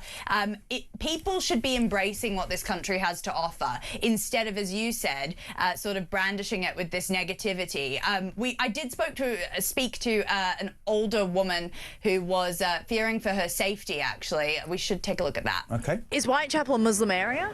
Well, apparently it is, but for them to even be proudly say this is a Muslim area, when Christians are trying to live there too, is totally unacceptable as far as I'm concerned. It's outrageous. If a Christian said that about the Muslims, there would be all hell would break loose. But they're allowed to say what they like. Has immigration worked? Has mass migration worked? I mean, this place has changed a lot over the past 25 years or so. The answer is no, and everybody knows that who lives in an area, especially an area like this. I used to live in Essex. This is where my children grew up. Totally different environment, but even that has changed now. Everything's changed. Do you fear for your safety in this area? I do, yeah, especially as a woman, yes. I'm not wearing a headscarf, as you can see. I'm not wearing one of those things here in front of my face and all this. This is already an anomaly that I can't walk about the way I want. Interesting. That's how she feels, you know. Yeah, but you see, why do we have to justify that? We have to go, that's how she feels, that's how he feels. That's the whole point of this show. I agree with you. It just disturbs me that we can't see what's happening, and if we call it out, we get called every name under the sun. I'm not scared of being called every name under the sun. I welcome anybody to this country that will embrace it, enhance it, and make it a better place. I'm not interested in people who come here to take the screw us, slag us off and work against us. I don't see how that is not common sense. Well, there was a real lack of English. It was hard to take the vox pops because a lot of people didn't speak English, which, you know, I've got time for if you're wanting to learn and everything, but I was brushed off and sort of pushed almost to the side, not physically, but in that sort of way. Also, I really wanted to talk to the Muslim women of the area because I think that that's a really interesting section to focus on, and I wanted to hear what their perspective was. Basically, none of them could talk to me. I've got could or wouldn't or weren't allowed to. Exactly. I've got reams of recordings of me asking them and them just looking away. So what you can see here is a real cultural trend there. So it's very interesting. It's just interesting to look at demographic change and the effect it's having on Britain. I mean, I don't have some sort of stalwart opinion on it, but we need to report on this. It's fantastic. Where are you going today? I thought you could perhaps go to the... Oh, no, you can't go to the prison cell that Peter Mandelson's staying in because he's back home now on bail. It's all going on, isn't it? It is. Have you seen... Oh, no, but by the way, before 10 o'clock, we've got Angela Levin. Have you seen that headline in the Mail? I gave Prince Andrew a £75 naked massage and got paid by Coots Royal Bank by cheque. Angela Levin did? Not Angela. Oh, okay. Maybe she did. We'll ask her. Yeah, please. Samara Gill, legendary. Thank you very much indeed. Let's go quickly to Northampton. Brave. Tracy, good morning. You're on Talk Breakfast. Good morning, Jeremy. Brilliant show, as usual. Do you know what? I don't know whether to cry for our country, give up or fight. You know, I've heard so much now, this is a Muslim area. This is a Muslim, you've got to stay out of this area. Birmingham, you know, Berrywood in Luton. You know, when I go to Luton to see my friends, we daren't go down there. Everywhere, you know. And it's just like they're taking over bit by bit. They are taking our country. I've got a story. It's not a story, it's serious. On Friday, my son's wife, got her 2 children from school. On the way home, they stopped at the little park, on a Friday after school. It was a little treat. She sat on the bench. Her 2 children was playing. Approaching her, well, not her, she didn't think that at the time, was a Muslim with a hood up. And she just sat there thinking, okay, you know. Anyway, he come and he sat on the bench next to her.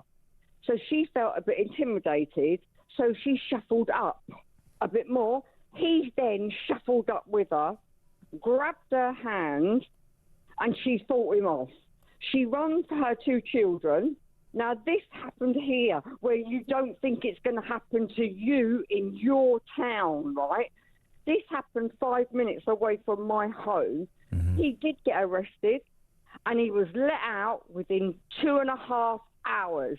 Trace, I don't have all the time in the world, but I'm so pleased, and I mean that, and I'm so pleased to have you on. I have to say, your story is your story, and it worries me, and I've heard it so many times, but we will continue to highlight, and we will continue on this station to face, being honest about things that are happening. I'm with you. It is not, I just want to nail this for the people that will criticise. It is not racist to say that if you want to come to this country just for benefits, to slag us off, to not learn our language and to not integrate and to set up your own society, we have every right to be hacked off with that. This is Talk Breakfast.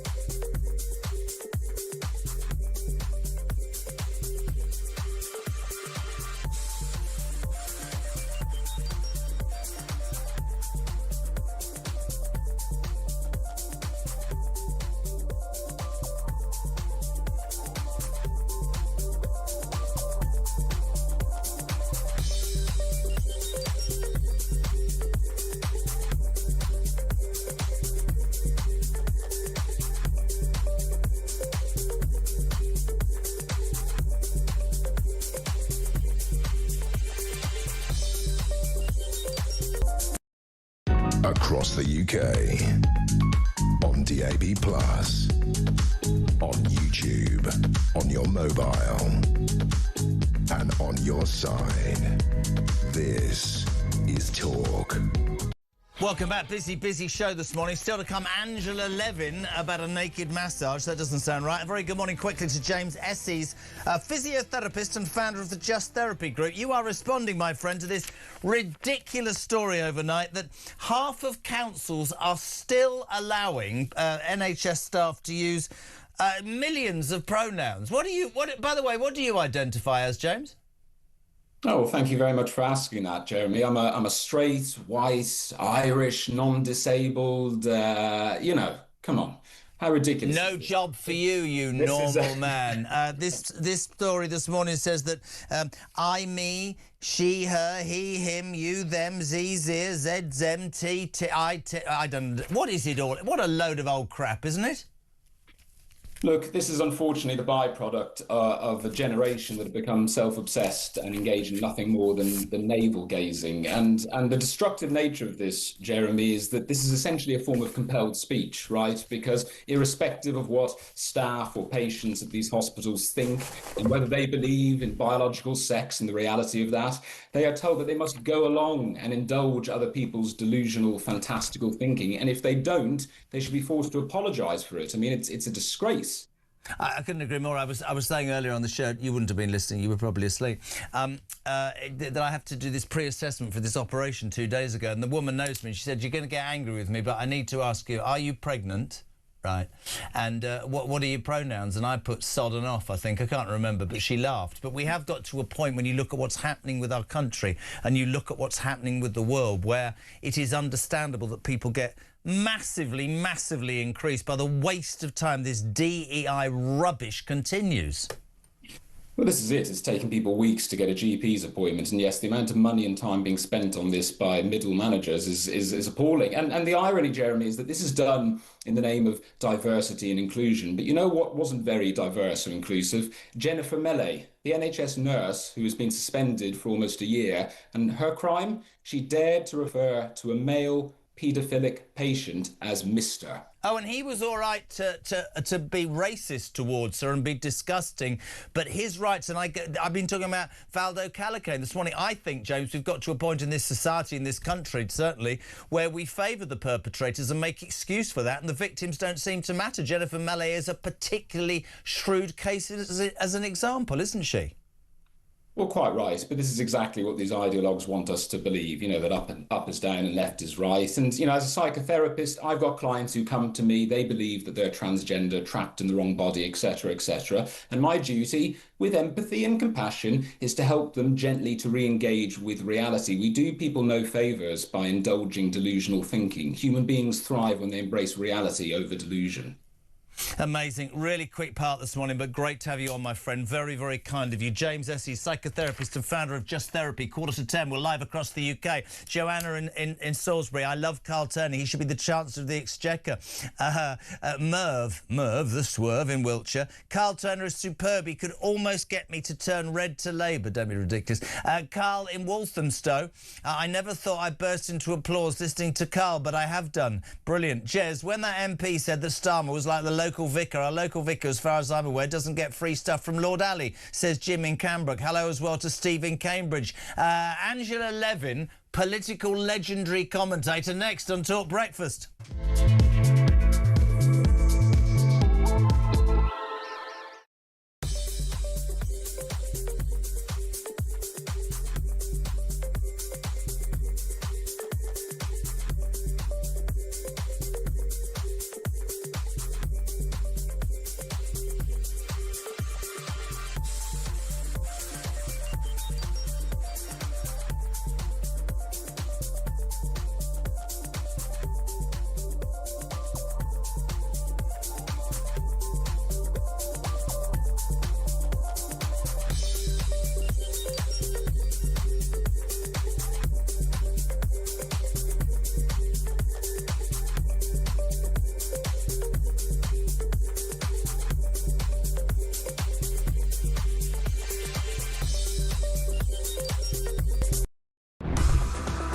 Breaking news this morning revealed that under the Terrorist Act, 242 people were arrested in the year to June of this year. That's something you can indulge in, as to all the people across the UK, on DAB+, on YouTube, on your mobile, and on your side. This is Talk. Welcome back, 30 minutes to 10. So, Julia from 10 o'clock, Ian from 1, and Kev O'Sullivan driving you home from 4 o'clock this afternoon. This is Talk, the home of common sense, the home of Alarm Clock Britain. The one, I mean, listen, there's news everywhere. Victor Callaghan, that appalling story has dominated this morning. We've talked about Peter Mandelson arrested and then released on bail last night. But new claims about Andrew Mountbatten Windsor, who made taxpayers pay for his own private massages whilst working as a trade envoy. A very good morning, Angela Levin. Morning. Nice to see you so quickly. Well, there you go. I opened the mail up this morning at 4 o'clock and read, and I quote, I gave Andrew a naked massage for £75, and my bill was paid for by Coots the Royal Bank. And I thought of only one person at 4 a.m. Not because of the naked massage. I thought, Angela, get Angela back. Honestly, eh? Honestly is exactly it. How can you pay with a Royal Coots Bank cheque and not think that sort of stuff? I mean, honestly...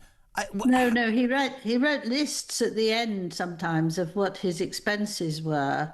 So they didn't really bother to find out, did that come from Mrs. Smith down the road, or, you know, is that from Mr. Stark? And, you know, I think that he didn't actually give those the cheques. He actually gave the numbers that he'd been, where he's gone, and all that. But I mean, it's sickening. Actually, it made me feel sick that that's how he feels about anyone. Do you suspect there'll be more abuses of his expenses as a trade envoy to come out? Well, I don't know, do I? I mean, I haven't been involved with that, thank goodness. But I think there seems to be just an endless running of it at the moment, and we don't know what else he can come up with. But what I find absolutely awful is that he doesn't care about anyone. He would take anyone and use their tax money. He doesn't care about the royals, including his mother, who adored him. You know, he's just a very, very unpleasant human being, frightening for a lot of people. It's interesting. It's interesting for you to say that, and I completely agree. I told a story this morning about the old man, and people at 7:15 were like, "What?" And I'll tell it to you. I'll repeat it at 10:45. I think that transparency in the monarchy is going to have to be front and centre, because I don't think people are going to accept this anymore. As you know, the old man worked for the Queen Mother, and he told me this. He's dead now anyway, so I can tell the story again today. He used to tell me that on a Sunday, Charles would drive up from Highgrove to play polo, but he didn't play polo. He come to Granny's house for the afternoon. I'm not going into why he went to Granny's house, probably to see Granny, because every Monday morning on my dad's desk was a chitty that a footman had filled the Aston Martin with petrol, 70, 80 quid. There's so much that we don't know, and unfortunately, as a royalist for me, and I'm sure you're the same, I'm starting to question everything, Angela. Well, I think you have to sort of be very careful about it because they haven't actually got anyone to court yet. Oh. So we must be quiet until things happen there. And also that actually some awful people are just awful, and that doesn't mean that their whole family are going to be awful. And I don't feel bad about the royal family. I just feel they've been very unlucky with having a man like him. No, I'm not saying that I'm not saying in any way that they are bad. What I'm saying is, yes, of course, it falls on them. They're then judged by some people, by the people who aren't royal. It's not like you and me through his prison. But more than that, the questions won't go away. Has the monarchy lost its prestige because of this? Is it going to be harder for the monarchy to survive? I think it'll be harder because so many people are against them at the moment. But I think, calm down. If it calms down, and it should actually, even if it's a year ahead, it still will calm down at some point. And then you can, make a different way of working. I think that what the King does and the working royals actually are brilliant in how they look after people, and I think they should actually show that more. If you think how hard they do work and all the people they've got to see, and they're forever having to have conversations with people, short conversations, which for me is extremely boring. Just going around shaking hands, smiling, being very nice. I mean, that's something that is essential. But sure, but what I guess I'm saying is badly, and listen, just understand, I'm completely with you. I think they have been an extraordinary. I am, of course, I'm with you. I've always been a massive fan of the royals, but Angela, the problem I've got now is it's not even me. The silent majority are starting to question the validity, the importance, that whether do you know what I mean? I've never heard dissension as I'm hearing it now about the monarchy, and that makes me sad, but I don't think it's going to change. I hope it does. Well, I heard it when Princess Diana died. I was working just across the road where there were thousands of people coming up and talking about it, that the monarchy must end. This is disgusting. Nobody looked after her. They haven't got the Queen down.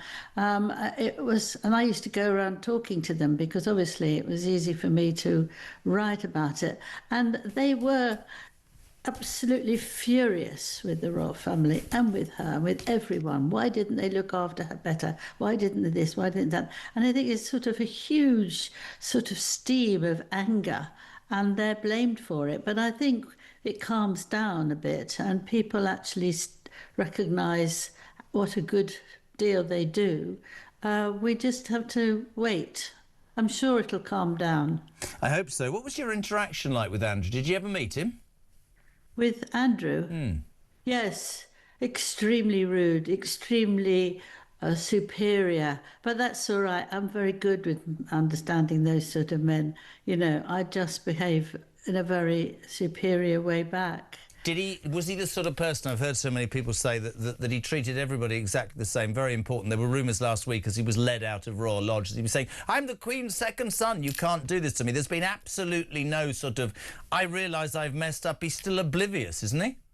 But isn't that interesting? Because, I mean, his mother is dead. You don't keep going back on that and say, I'm the second son, and bring it up and use it as an excuse when she's dead. I mean, that is just revolting. He's a horrible man. He's really a horrible man. I didn't really want to ask you this, but he never asked you for a massage, did he, Angela Levin? No, he wouldn't dare. I have a very sort of strong behaviour when I see those sort of men. I'm very stiff.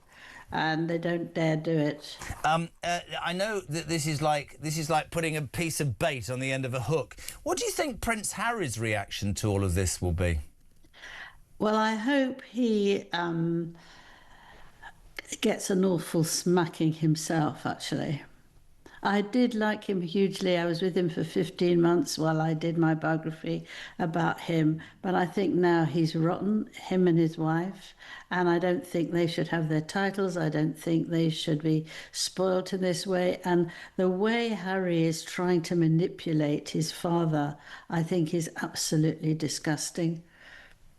I agree, and I think that there is a real war going on, because I think when William does become king, there will be no way back. I think that Harry's trying to ingratiate himself is a matter of time. You said he desperately wants to get in before the door is closed. You said something yesterday which generated sort of a viral online mad moment. You said something about Meghan Markle. You said she must be very worried. I have to revisit it. What did you mean? When I saw your face this morning, I thought, I know what he wants to do at the end of it. What's she worried about? What she's worried about is that, I'm going to be very respectable, that she will lose her title. That's very important to her. What she worries about is that she's no longer thought of as clever and wonderful. Nobody likes her, and she's beginning to recognise that. And she's had a very bad childhood and teenagehood where she's been doing all sorts of things which she probably regrets for now. Then I'm not going into that. So you're implying that because the I'm not light has implying been anything. but the light's been shone on the royal family, and that Meghan Markle's star in her own mind could be extinguished by something that she might or might not have done in the past. Would that be a general surmising? She said that she and Harry were not going to say anything. They're going to keep away from saying anything because it will affect her brand. Can you ever hear anything so stupid? You mean her jam? Her brand, you know, all the things she makes, all the things she's trying to do. And she just makes sure that she's absolutely number one. And if she's not number one, she doesn't want to talk. Who do you hate more, Andrew or Meghan? No, I don't hate any of them. I dislike them. Who do you dislike more, Andrew or Meghan? Both.